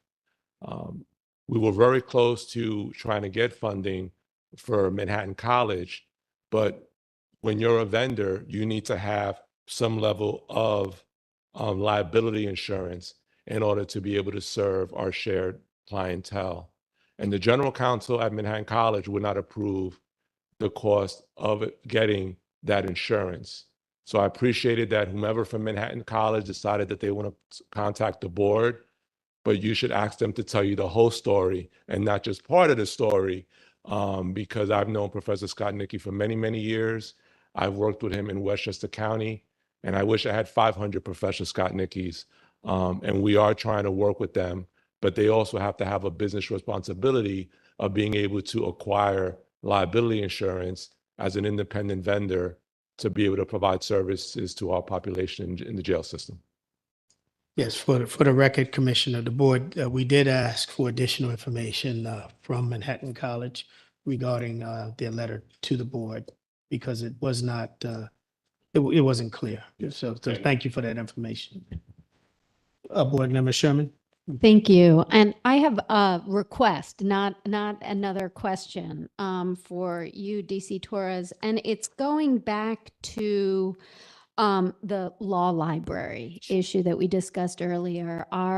The board staff have done an enormous amount of work gathering information regarding law library services across the jails and have raised a number of questions and concerns that we, members of the board, believe are worth following up and are deeply concerned about. I would like to request that between now and our next board meeting, we have an opportunity, some board members with board staff, to sit down with you, the relevant executive directors and other relevant staff to discuss the board staff findings with respect to law library and understand how we can work with the Department of Correction to strengthen law library access and law library services. My doors are always open, so just let us know and we will work on that. Thank you. You're welcome. Are there any other questions? I just wanted to also ask, thank you, Board Member Sherman, for addressing further law library. Earlier, when you were talking about it, I was wondering on the tablets, has services been moved to the tablets for law library? No, services? actually, no. The tablets, the LexisNexis is still one of the applications available on the tablets. Okay, Mhm. thank you. Very Sure. good. Okay.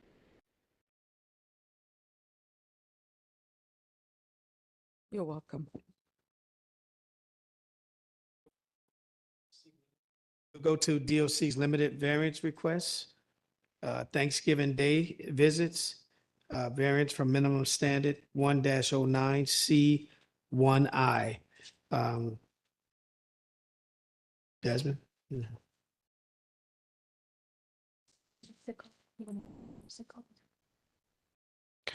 Okay, I was just corrected. We did add on the sick call presentation to our agenda. Did you want to do the variance or do you want to do sick call first? It's up to you guys. It's up to you. I'll let you Yeah, make that call, Commissioner. So the variance, I'll just summarize from my letter, keeping in line with our goal to encourage and facilitate visits between people in custody and family members and friends. The department is requesting that visits on Thanksgiving Day, November 23rd, 2023, be conducted on a day schedule rather than an evening schedule. This request constitutes a variance from minimum standards 1-09, subsection C, subsection 1, subsection I, which requires that the department provide at least 2 evenings for visits on a Monday through Friday each week. The department believes that this one-day modification to the visit schedule, which has been approved for many years, will enhance the opportunity for visitors to visit persons in custody during the holiday, while also benefiting the staff members who work in the visit post. Okay, we'll go to public comment on the DOC variant request. Yes, we didn't receive any online comments and we didn't have a sign up sheet outside. So if anybody wants to make a public comment, you can do so now on the variance request that we just heard. Okay, there being no public comment, we'll move to a vote. And this will be a roll call vote. So if I'll take a motion on the variance from DOC. So moved. Is there a second? Second. Okay, and we'll take a roll call vote. Board Member Sherman, Yes. Board Member Ramos. Yes. Yes. Okay. And I say yes. So the motion is approved and the variance is approved. Thank you. Thank you. And now we'll go to Deputy Commissioner Saunders on sick call.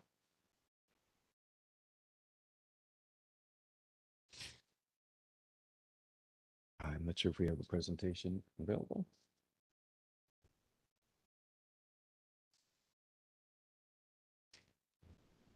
How are you? Good afternoon. Yes, good afternoon, Deputy Commissioner. So just returning back to this body from the September, October. I know there was discussion in October about sick call. Where I think my CHS colleagues gave some background on sick call, but I just wanted to make sure that I kept my word and my promise to return to you and talk about access to sick call and access to care generally. So do we have the presentation up and available? Slides?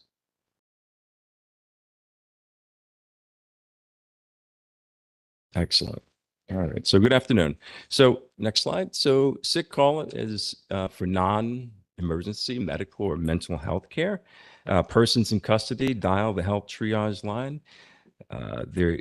They can do that either from the department issued tablets or from the wall phones that are installed in each of the housing units. CHS nurses answer those calls weekday mornings from 5 a.m. to 12 p.m. except holidays. So there's also an option to leave a message, and I know for a fact that they actually go through those messages and return calls. So CHS may address the person's concern over the phone if they reach someone in person. For example, they can educate folks on how to take medication or provide self-care, or they may require DOC to produce the person for a scheduled appointment. So it's important to note that sick call appointments are considered scheduled appointments. And just as an aside, from a city council report during calendar year 2022, CHS provided 577,941 scheduled clinic appointments.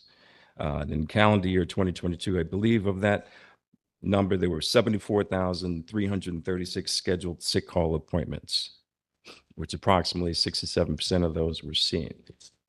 Next slide. So the daily sick call operations order, it's been in effect since 2020, detail the department's sick call process. So the policy outlines that people in custody are entitled to daily sick call upon request via the CHS health triage line, and again, Monday through Friday, excluding weekends and holidays. So on a daily basis, CHS provides DOC with a list of scheduled appointments, and DOC produces those individuals to the clinic provided they do not refuse to attend those appointments. Now, people in custody may be on the list of scheduled appointments for a number of reasons, including but not limited to sick call. Now, because of patient privacy outlined in the Board of Correction Minimum Standards, Section 3-08, we are not privy to the reason of why a person is on that clinic production list, right? Just maintain patient privacy and confidentiality. Next slide. So the Board of Corrections Minimum Standard 3-02, I'm not going to bother to read this, but I just want to make sure that this body knows that we are adhering to those minimum standards and providing access to care and ensuring that folks, to the best of our ability, are in fact produced according to CHS's requests. Now, we do not disallow those on sick call from receiving services. And again, per local law, the department also maintains data on medical non-production, which is inclusive of sick call data. And I think that's pursuant to local law 132. So we also rely on CHS to produce the sick call data each month, and that's some of the information that I previously shared. Next slide. So information on the health triage line is made available on the Department of Correction tablets provided to each of the persons in custody. The flyer is uploaded to that tablet, as well as another informational pamphlet that includes information on the health triage line. And so it talks about what to expect when, with respect to the provision of healthcare while you're in custody. Both of these are made available in English and Spanish, and they also outline the steps that people in custody have to take to contact the health triage line. Next slide. So there are other means by which persons in custody can access the clinic. Examples of walk-in appointments are those are simply walk-in appointments, those are not scheduled appointments. So a person in custody can simply approach a housing area officer, indicate that they are symptomatic, and then that request, they can request to be seen in the clinic. And then in those situations, the person in custody would be escorted to the clinic as an unscheduled appointment. Other stakeholder agencies and other outside entities from across the city flag people in custody who they believe require immediate medical attention. For example, the Legal Aid Services, Brooklyn Bronx Defender's Office, reach out via email to the Department of Corrections Health Affairs, DOC Legal Intake, and through the DOC Constituent Grievance Services, and CHS Patient Relations. So medical referrals can also come to DOC through a 311 complaint regarding access to care. And so these calls are routed again to the folks above, health affairs, et cetera. And then we also ensure that CHS is aware of the complaint. So in these situations, which are not CHS driven, DOC and CHS collaborate and communicate in real time. And depending on the nature of the situation, CHS will respond to the referral and instruct DOC on when to bring the person to the clinic. Next slide. So medical emergencies. If a person in custody is experiencing a medical emergency anywhere in a DOC facility, DOC staff would immediately call for a medical emergency. They would call the clinic, the officers in the clinic, the A post, and trigger a medical emergency response. So this type of clinic visit would also not be considered a scheduled appointment. So last but not least, I want to thank this body for your support of the National Commission of Correctional Healthcare Survey that we plan to conduct in January or in 2024. That is pursuant to Section 3-9B5 of the Board of Correction Minimum Standards. So we'll be sure to share the results of that survey, which will look at the quality of care and the effectiveness of that care provided through our colleagues at CHS and also through our efforts at DOC. Are there any questions?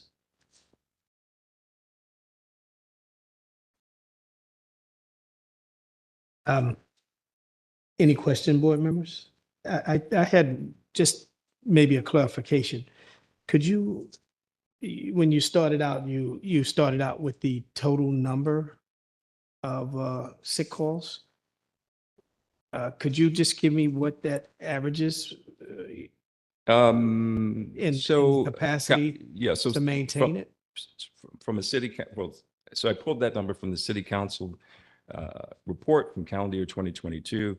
It indicated that CHS provided 577,941,000 scheduled clinic appointments.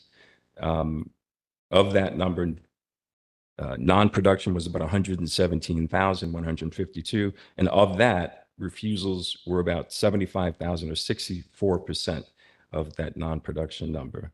So that came from city council data. Sick call information, again, calendar year 2022, there were 74,336 scheduled sick call appointments, with approximately 67% of that that number seen.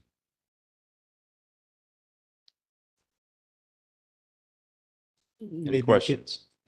Well, I probably ask maybe CHS can lend or board members with more knowledge in that area to lend in on the numbers and how the capacity, supports itself in level of care. This would be a question for don't get in who requested, most likely.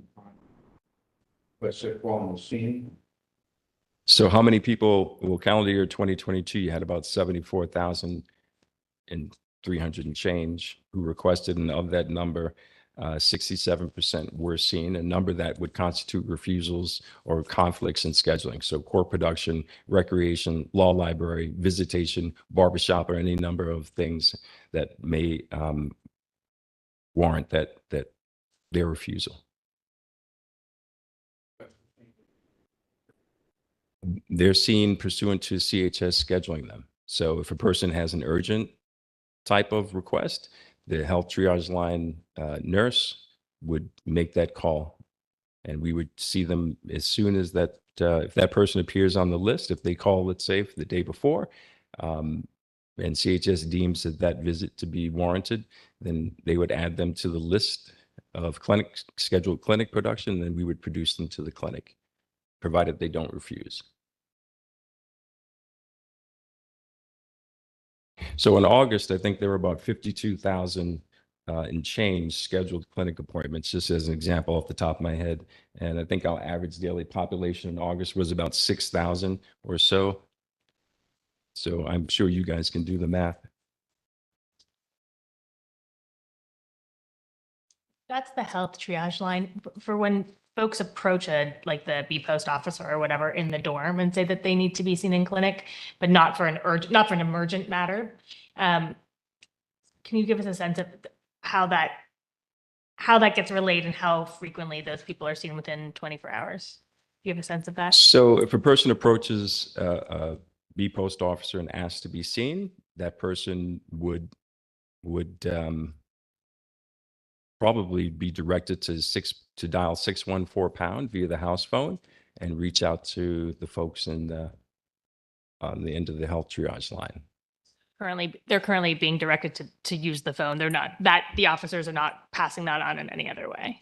I'm sorry, repeat your The question. officers are not keeping a list of who's requesting sick call and passing that on independent of. No, they're not I see. keeping that list. However, what is recorded is if a person is produced, there's the A post logbook. I think there's a logbook in the A or B post. And when that person is removed from that unit and then produced to the clinic, there's another logbook where that the arrival of that individual is recorded.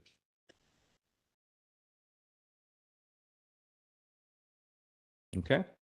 Any other questions? Okay, any other questions, board members? Thank you very much. Thank you.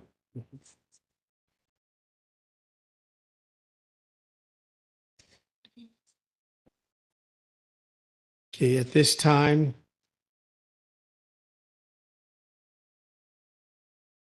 That's CHS.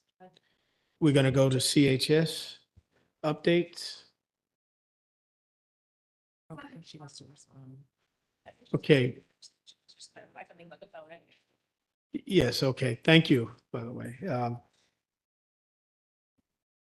And I appreciate further response, only because I'm still having some notion in my mind on just how you stay with capacity. I'm not very good at math, but it looks like you might be getting a sick call of 5 per day or 5 per month for each inmate or something like that. Yeah, So as far as Right, that data, person I in don't have custody. that data to be explicit, what the data of how many phone calls one particular individual makes at any given time. I do not have that data. But I did want to clarify that we are not unable to call our patients back. If they call us and they leave a message, we aren't unable to call them. Also, if our patients are put on basically as we presented last time, is a patient-initiated access to care. So like any other list that we give to the Department of Corrections, and as DC Saunders stated, was they go on the list and those persons are requested for care.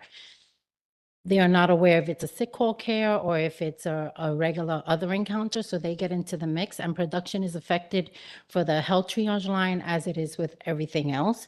And the 60 cents production rate is the data that they shared, but again, we share the list as we do anything else, and is the patient's initiating access. We can try to aggregate the data as to one patient and how frequently one patient calls. But that is not data that we currently have. And again, it is patient initiated and they get mixed in with any other list. And production is a challenge as with everything else. Yeah. Hi, and it's Patsy Yang.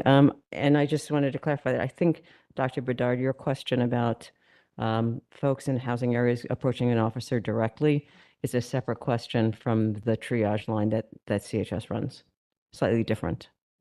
Those are where nurses will literally take a call and triage the need, and if needed, would then add them, as the Deputy Commissioner indicated, onto a list that we provide to DOC and ask for production to clinic. That's our process. Because it's areas, what you're saying is that if somebody calls and leaves a message, you don't have a way to get back to them. Is that right? No, we ask on the message for the persons to be explicit as to their reason for calling and to leave information so we can schedule them. However, we don't have access to call the individual back. Okay. Right. Because I'm trying to imagine the situation in which someone doesn't feel well and doesn't reach somebody on the phone, what's their recourse? They could leave a message, but they could also, if they approached an officer, at least when I was there, it used to be that an officer would also put them on a list to be brought down for sick call, but that doesn't happen anymore. Is that correct? So that's the medical walk-in. So a person would, officer would say, experiencing these symptoms.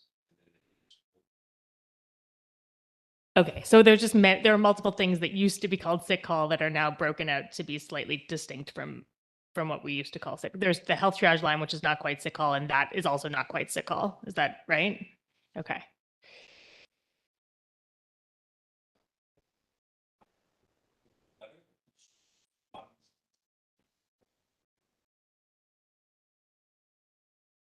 And just to clarify also, those individuals that come down that are walk-ins, they're not aggregated in the health triage line data because they're not initiated by the nursing service.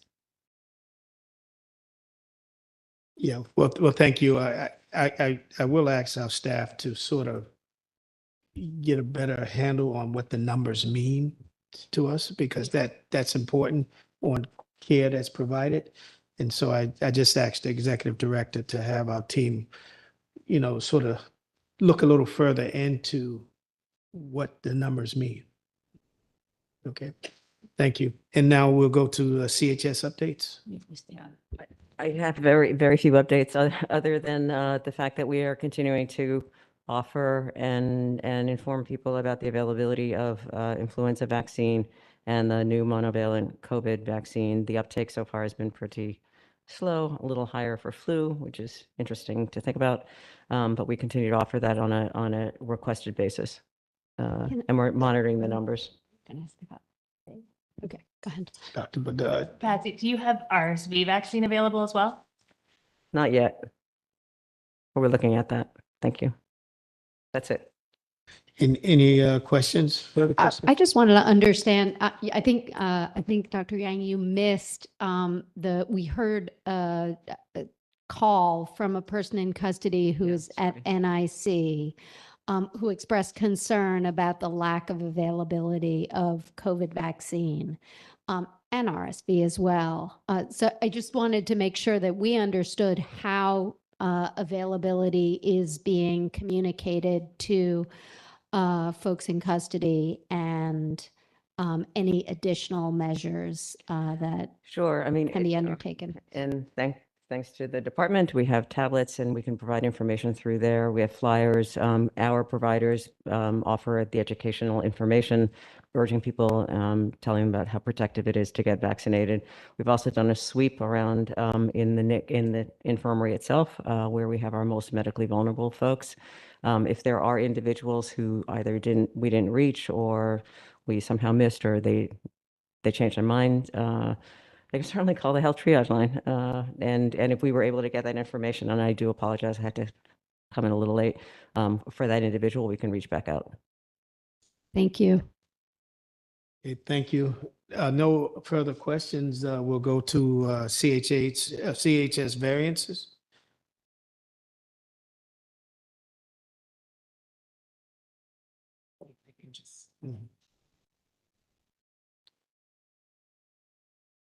Hi, good afternoon.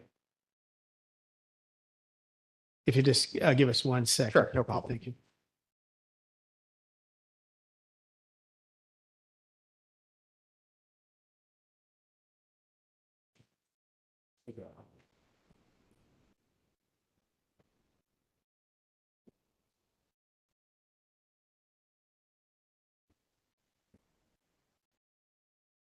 Okay, thank you. You may proceed. Sure. So Beepin Subetti, CMO for CHS. I believe our first variance renewal request involves those for psychotropic medications in GP. It's a longstanding request we've discussed in the past to allow us to schedule stable adult patients on psychotropic meds in GP up to 28 days versus 15 days. As we've discussed previously, this allows us to schedule patients according to their individual needs and risk, and it's generally consistent with community practices, and it's the kind of floor for scheduling, not the ceiling. So of course we see people as needed.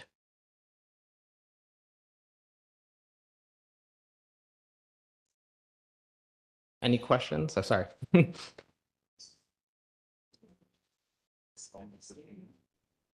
Dr. Cohen? Well, I just want to endorse Great, thank you. the request that it benefits everybody. Thanks. It's not dangerous. No public. Okay, no one signed up for public comment, but if anyone would like to make public comment, please feel free to step forward and identify yourself. Okay, there being none, we will now turn to a vote on psychotropic medication, 6-month limited variance. Is there a motion to move to vote on the requested variance? So moved. Okay, so there is a move from Board Bedard and second from Board Member Pitts. Okay, and ask for a floor, any debate and conditions for this variance? Okay, by roll call vote again, state out loud if you are in favor. Yes? Yes. Yes. Yes. And yes. There are 6 votes in favor, none opposed, and the variance is approved. Thank you. Variance vote, well, tuberculosis testing. So this is also another longer standing variance renewal request to utilize IGRA and use of skin in lieu of skin testing for TB. It's a national standard supported by the CDC and it's been in place for a while. In our setting, it's especially beneficial as it doesn't require people to come back several days later after the initial test. Any questions or comments from the board at this time? First, ask to move to vote on the requested variance. Is there a second? Second. Okay, all in favor by roll call vote.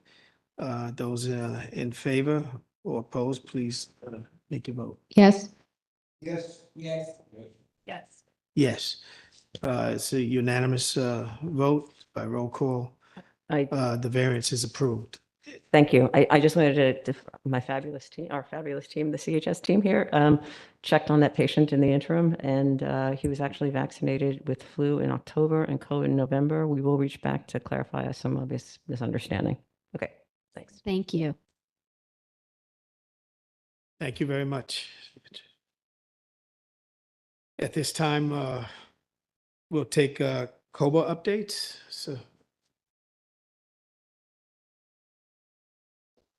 and updates regarding staff concerns.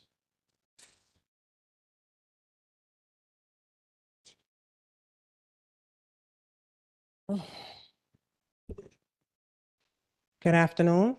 My name is Asaki Antoine. I'm the 3rd Vice President of the Correctional Officers Benevolent Association. Standing with me is my colleague. Hello, everyone. Keisha Williams, 2nd Vice President. I'm not going to be before you long. I'm just going to touch on some things real quick.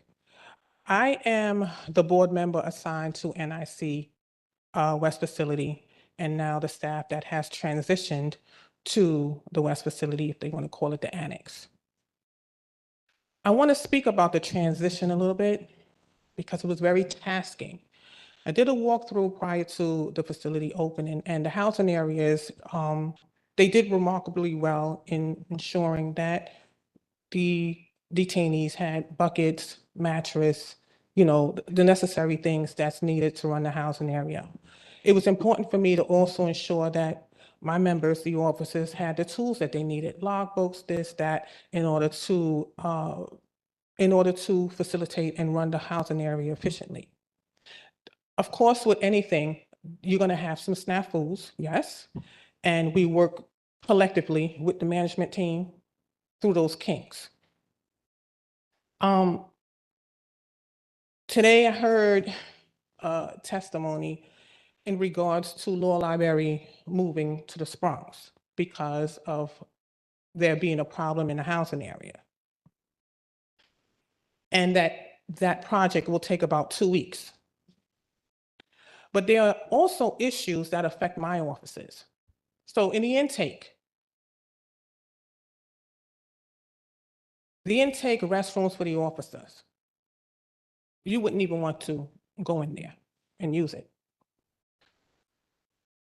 The visit area, there are some security concerns in the visit area. So you may ask, why am I mentioning this? If you can designate someone to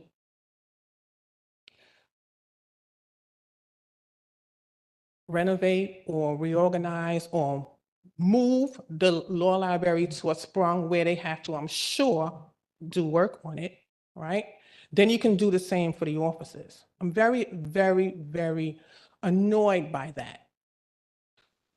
Correction officers spend 16 hours a day, 4 out of 4, sometimes 5 days. So to have a restroom, to have an area, a workspace that is up to par, is a priority for us.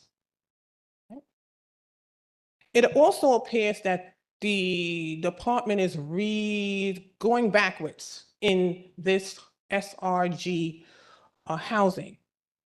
It appears to be they're housing by gang affiliation once again. And it's not good because we, of course, have staffing crisis, right? And you make the job a little harder, more harder for the officer, especially for the officer that's working 16 hours. So I need for you all to really pay attention to that. And I will be giving you, after this testimony, I will be giving you data. I will be sending you all data so you all can also take a look at that. Also, the splashings. So I explained to you last testimony what the procedures are, what's the operation order for splashing and what's supposed to occur, and what's not occurring consistently, which is the detainee being searched on the 5-to-1 tour and on the 1-to-9 tour. What I'm requesting is when the managers are calling in this incident, splashing, assault on staff, what I'm requesting is that the supervisor, of course, they give their narrative. They also state if the officer elected to surrender their uniform. But I also want them to also ensure that they state if the detainee was searched or not, and if they received or found any contraband. It is important piece because splashings are regularly. Our officers are being splashed regularly with no accountability for the detainee. So in essence, they're doing it as, if you want to call it, quote unquote, rec, because they can. And when they can, they do with no accountability.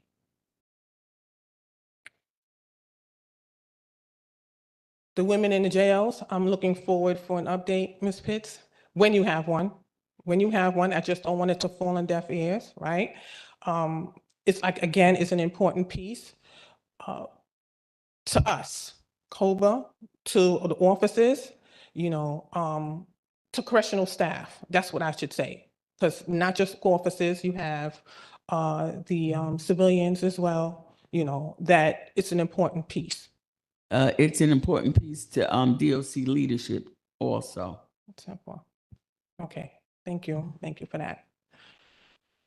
There are, in GRVC, especially in the high-class housing areas, the correction officers are having a hard time managing because of the SRG situation. I believe, or we believe, should be maybe 2 or 3 officers in that area, especially high class, to manage. It's unreasonable to think that one officer can manage, just like how you have in a RESH. It's unreasonable to think that you can operate RESH with 3 officers. You're going to run into the same problem. So now, January 2024, we're opening up another facility, right? I think they said one of the hospitals, yes? And we welcome that. That's great.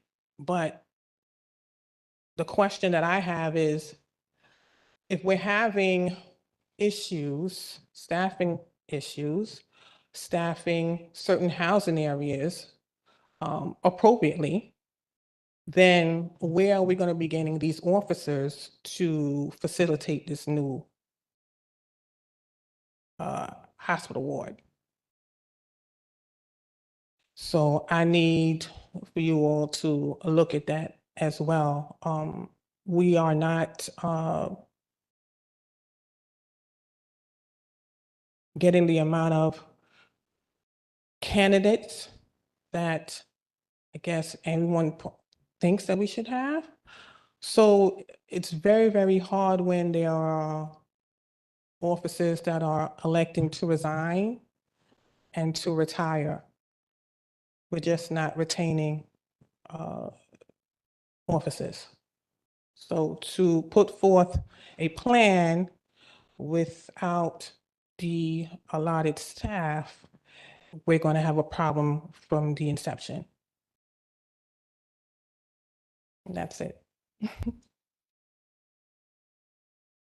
Second, thank you very much for that statement. We'll take any questions or comments from board members, but Dr. Bedard. I have a quick one. I understand that Acting Warden Miller created some sort of prototype, some sort of a shield that the officers can use in areas where the splashing occurs. Are you aware of this? I'm aware that there is a tool. Are we using it as of now? I don't think so. The intake that they're using right now is not suitable. It's not suitable for anyone. The holding pens is not suitable. Yeah, the detainees, when you walk past, even if you walk past, they're able to spit through the gate on you. It's not suitable. There's a lot of things that needs to be corrected. What facility are you talking about? I'm talking about the West facility. West Yes, facility. there's a lot of things that needs to be corrected. And I will give the department or the leadership team, right, a little bit of acknowledgement in the sense where I bring issues to them and they're trying to abate it, but it's at a snail, it's slow, very, very slow. And it's unacceptable because it's a safety and security issue. Now, So as far as that splash guard, I have not seen it. it's supposed to be at NYC, yeah? I have not seen it. Okay. I have not seen it. So when I leave here today, I'm going to go look for it. Well, I would I would try to look for it. And on my next visit, I did see the presentation. That's what I saw, but to physically put my eyes on it, I haven't, but I will be going after this testimony. I want to ask about the, you said the SRGs are not being separated. It looks like we're going back into the Stone Age where the thinking is that if you have them in the same area, you can control them, but it's not happening. Is that what's happening, or is it because the population is growing, and then after a while, you're not going to really be able to separate? So which one do you think? It can be both. It could be both. The jail closers, where now everyone is one area, it could be both, but you still have to find a way. That's still not acceptable. You still have to find a way to separate them because it's not acceptable because what it does is it puts officers, civilians, and nonviolent inmates' lives in jeopardy. So I'm not going to accept anything other than find a way to separate them. I know it can be dangerous. Very much so. Yeah. Very, very much Just so. board members and COBA, if we are addressing something to acronyms, if we can just state it out for the purpose. No. But we have people. Thank you. Dr. Bedard. You said earlier that in the GRVC units where you think there's only currently one officer, you think that they would benefit from 2 or 3. Do you have a similar recommendation for how many officers you think ought to be in the RESH level 1 and level 2 units? Well, you should have at least one A officer and at least 5 officers on the floor in order to maintain some type of control. I don't even want to use that word because that's not a good word, but I feel that you need an abundance amount of staff inside because that causes a problem when you don't have enough staff. If you have 2, 3 officers, they are overwhelmed, extremely overwhelmed. And like my partner was saying, they're doing 16 hours. So it's very difficult to service the PICs with less staff. So at least you have to have 5 officers on that floor. They currently have 3 in RESH, is that right? Yes, 3. Thank you. And 1 A officer. There's something else I wanted to clarify as well. In regards to the detainees being restrained when they're escorted from the annex. So I will say this.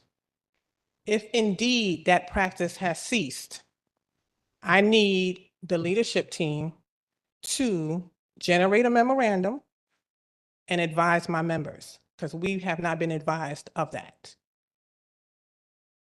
Please. That's helpful to know. Thank you very much. Anything else?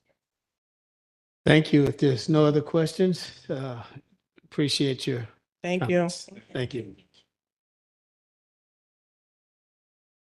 We'll go into public comments at this time. And Jasmine, if you can read off the list. Yes. So first we have Rachel Schneiderman.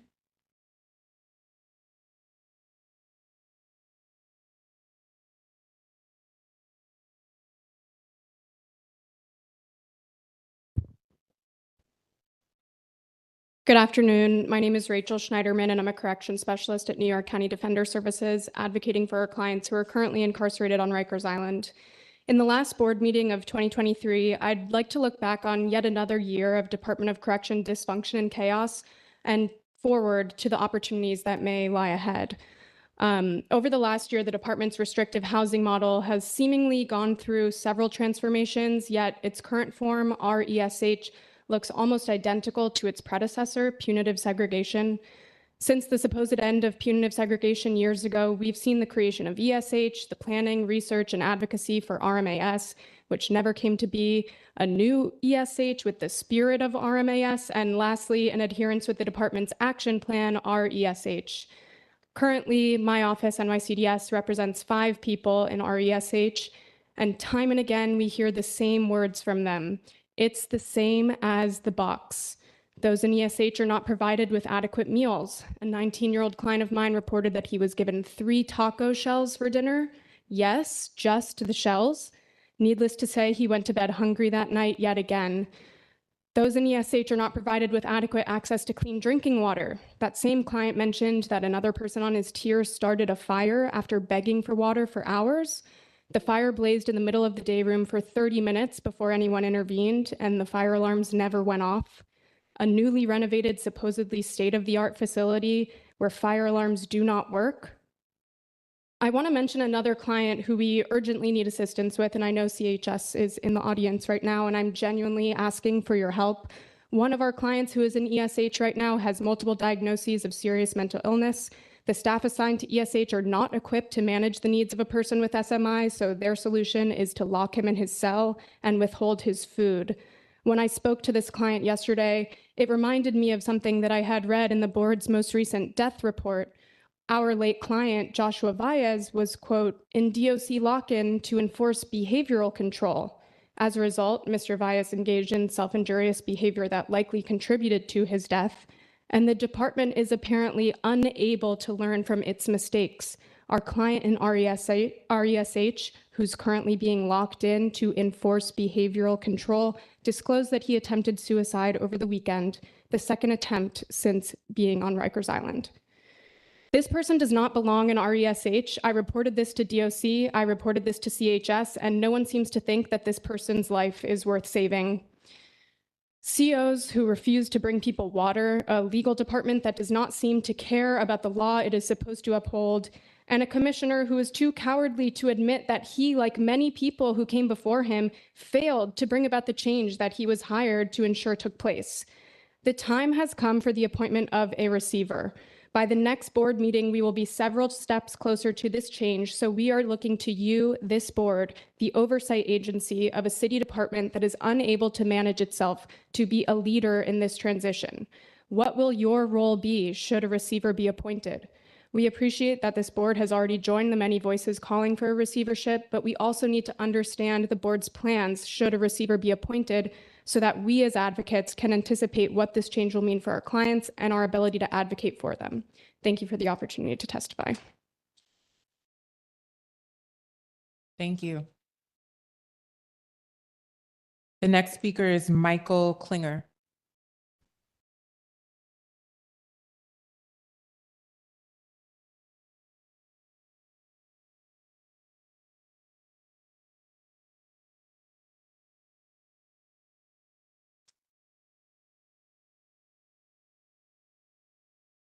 Good afternoon. My name is Michael Klinger. I am a jail services attorney with Brooklyn Defender Services. Thank you for the opportunity to speak today.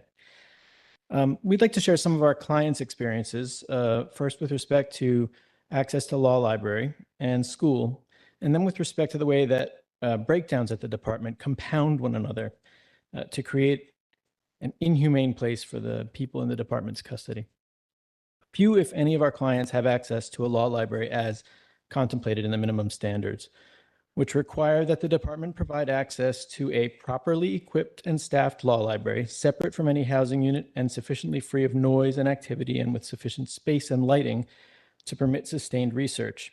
At most, library staff may come around once a day to pick up specific inquiries that they may then seek to satisfy on a subsequent day's visit by providing some resource, which is often a legal dictionary, which our clients report is generally unhelpful as a tool in their efforts to participate in their own cases. I know we heard today that LexisNexis is available on the tablets. That's good if you have a tablet and if the tablet you have works. Meanwhile, access to education continues to be limited months into the start of the school year because Emergency Executive Order number 241 suspends the exclusion of people ages 18 through 21 from ESH units. Brooklyn Defender Services now has young clients in RESH who are interested in attending school programming. As of November 2nd, department staff admits that school had not yet begun in RESH Level 2. There is no confirmation of whether it's begun in Level 1. At RNDC, school at Building 3 did not begin until November 6th, fully 2 months after school began throughout New York City. That delay matters because just like other critical programming that the department seems to have discontinued, school is another way to keep young people engaged, safe, and generally on track, and to mitigate the disruption to their lives that we know is caused by periods of pretrial detention. Finally, the department is continuing its inhumane practice of extended lock-ins, preventing access to crucial services and programming in violation of the minimum standards. For example, OBCC 1 North was locked in from November 1st through November 9th. During that time, people had no opportunity to leave their cells.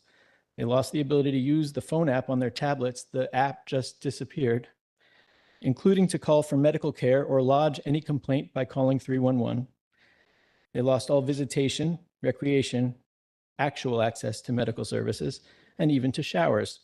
In short, while we tend to discuss each of these deprivations as independent issues, they're experienced by our clients all at once, reinforcing one another and creating an even more hopeless environment. Thank you. Thank you. Our next speaker is Chaplain Dr. Victoria A. Phillips.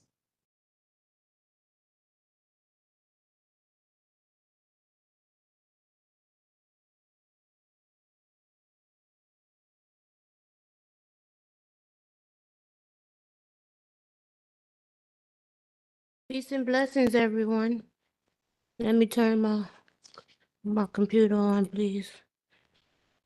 While I'm turning it on, I just want to say, Chair, to your question about sick call, I could also help break them numbers down. I've been raising that on the record for many, many years. And it's astonishing to me today that no one asked them what happens to the other 33%. He talked about 67% that's actually produced, but no one asked about the other 33%. And if they're not seen on that day, are they kicked over to the next day, which I know does not often happen. Okay, so I'm gonna start right now. Peace and blessings, everyone. I'm Chapter Dr. Victoria Phillips, founder and CEO of Visionary V Ministries. I've also worked with the Mental Health Project at UJC. I'm a leader in the Jails Action Coalition, and we formed in December 2011 due to conditions in New York City Department of Corrections. Psalms 86:1. Bow down thy ear, O Lord, and hear me, for I am poor and needy, as is the majority of those detained in the Department of Corrections and not convicted, yet often unable to afford bail. You see, over 70% of the women and non-gender conforming people on Rikers enter into incarceration following being a survivor of sexual assault. 80% of women have a mental health concern, and 20% have a serious mental illness. And 70% of the women detained on Rosie's are actually primary caregivers in the community. And I raise this, I say this to add a level of humanity, because I think everyone in this room loses a part of it when speaking about the detainees. Someone in our community depends on them being there for them, so diversion is always critical. I want to take the rest of my time to address this board. Each of you are leaders in your own right, capable of running organizations, writing prescriptions, and to some extent impacting others. But here you do it on a grander scale. Here your failures or have direct consequences, and sometimes your mishaps lead to loss of life. I've been testifying consistently before this board for over a decade. This year has been the worst. With the public disrespect shown to each other, the inconsistency with scheduling, and the lack of accountability amongst yourselves to produce and lead New York City Department of Corrections. It's actually going to take each of you working willingly. The discourse amongst you all is shown throughout, and it can't continue. For example, even today, one of you, when Dr. Cohen was asking questions, was irritated and told another one of you to slap him and shut him up. I noticed that, even though it wasn't caught for the camera to see. It brings me back, when I think about this board, it brings me back to Peter speaking to Jesus in Matthew 18. And Jesus was telling him he should forgive his brother. And Peter said, forgive him 7 times. And Jesus said, not 7 times, but 70 times 7. And so I'll give that as an example to this board. You don't have to like each other to produce positive results. Lean on your own core values. So I ask you, will you lead or will you follow politics and allow more heartbeats to cease while in custody? Job 16, not for any injustice in my hands. What will your legacy be? Will you allow more trauma and harm to attach itself to our community members and attach itself to your family and loved ones as well? As an Army brat, I don't believe in handing rights over to the government. But as an advocate who has been consistently around longer than most, what option haven't we exhausted when receivership comes up in discussions? If this city follows the law, Rikers will be closed in 2027. I'm going to say what I've said in front of advocates here today. What are we doing right now regarding the lives in custody? We can't wait until 2027. There's an old African proverb that I'll finish with. Legacy is the responsibility of the living. That's where you all come in. 8 years ago, I advocated for funding your expansion in BOC. And I ask you to ask yourselves, how many injuries and deaths have occurred since you took this seat? Why did it take until the fall for the first death report for 2023? How many times going to the boat or Rikers has crossed your mind, but you never followed through? Life lessons has taught me that when we take care of the community, we take care of ourselves. So walk those halls, visit those units, tour the boat at midnight. You can do this alone, just you and an escort. I know because I've done it for years. Develop a natural rapport with all staff and the detainees. Utilize your seat to protect and uplift humanity. The elders used to say, what we share is more powerful than what divides us. Peace and blessings, everyone. Thank you, Dr.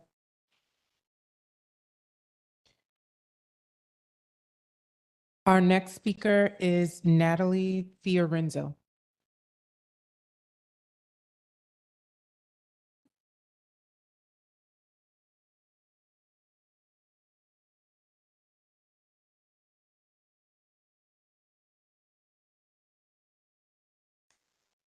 Hi, good afternoon, everybody.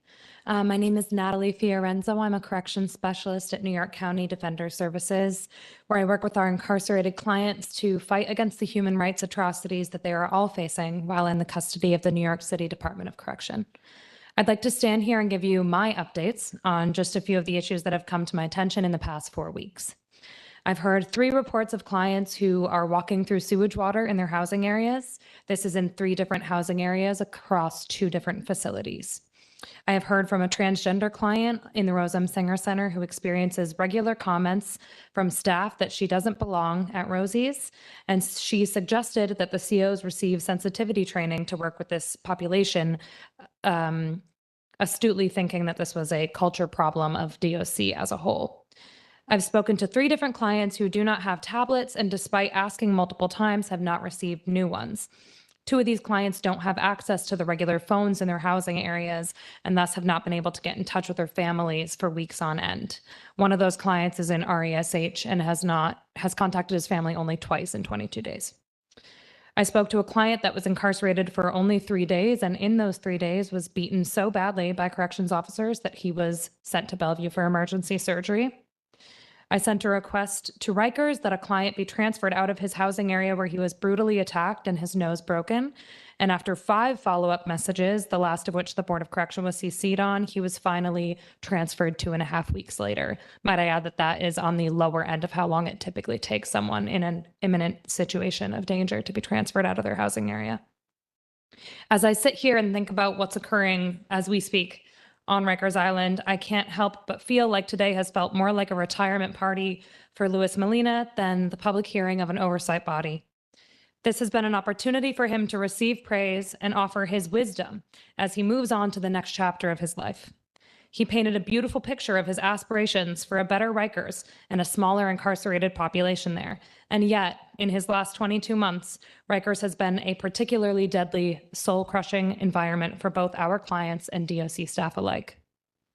This year alone, the department removed the board's access to video footage, which took legal action to restore. They begged the federal monitor not to release reports about near-fatal or fatal incidents that occurred in DOC custody this summer. They issued a statement that the department will no longer be sharing with the public when someone is killed in their custody, and the list goes on.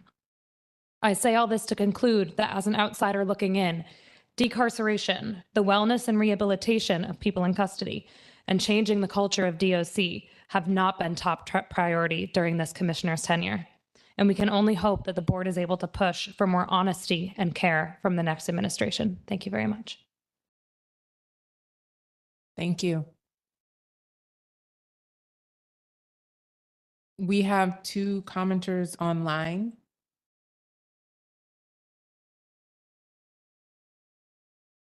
The first being Eileen Mayer.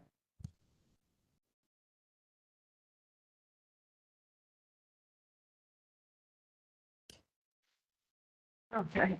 Good afternoon, everyone. My name is Eileen Marr. I am a civil rights union leader from Bocal, New York, a social worker, and a survivor of over 420 days on the cesspool that is Rikers Island. I am the individual that wrote into the Daily News, and it was published a couple of months ago, and asked that Commissioner Molina to resign as a result of his inability to perform his job. So all I have to say about his upcoming exit, don't let the door hit you on the way out. And I pray to God that the souls of the 20+ detainees that you and your staff murdered haunt your soul all of your remaining days. Month after month, we attend these meetings, my fellow advocates and I, not only asking for change and reform, but explaining in detail how that can be accomplished. But nothing improves. And by Mr. Molina emailing the federal monitor and asking him to basically lie about the harm his staff inflicted upon detainees proved nothing he or his fellow DOC staff members say is true, especially those statistics. It has been intimated to me by both female and male identifying detainees that on the island that programming is not back in almost full force. It is sparse at best and non-existent at worst. Law library time and recreation either don't exist or, yes, are scheduled at the same time. thus making the detainee choose between attending one or the other.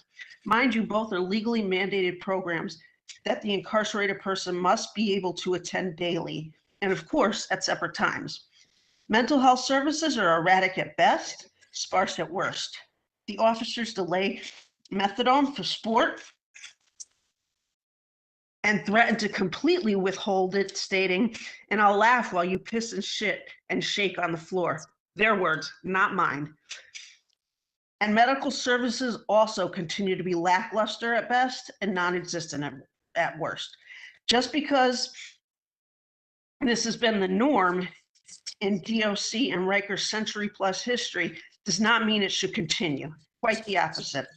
Solitary confinement is still being used for weeks and months at a time, despite it being illegal in New York State.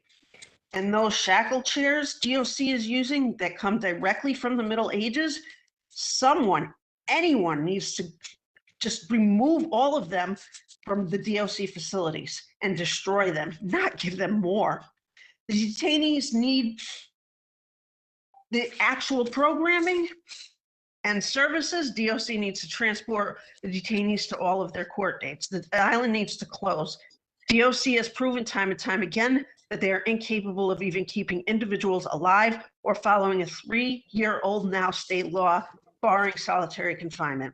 Alternatives to incarceration, mental health, education, community, library services, as well as violence interruption, medical assisted substance abuse treatment programs, and a dismantling of the antiquated militaristic police state style of operations that DOC and all of their counterparts adhere to.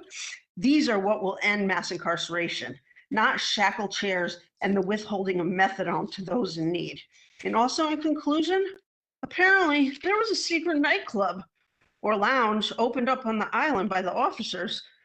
Did the officers use their proceeds from their narcotic and weapon trafficking to open it, or was it funded by our tax dollars, or both? Just curious. Thank you. Thank you. Our next speaker is Danielle Gerard.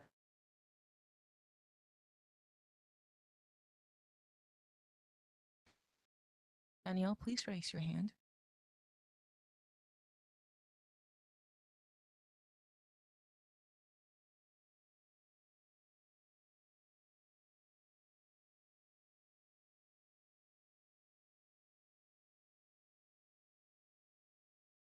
Okay, Danielle Gerard does not appear to be online at this time. So at this time, I'd like to thank everyone who attended and participated in today's meeting. Our next meeting is scheduled to take place on January 9th, 2024 at 1 p.m. Location to be announced. At this point, I'll take a motion to adjourn. A second? Second. All in favor? Opposed? Without any objection, the meeting is now adjourned.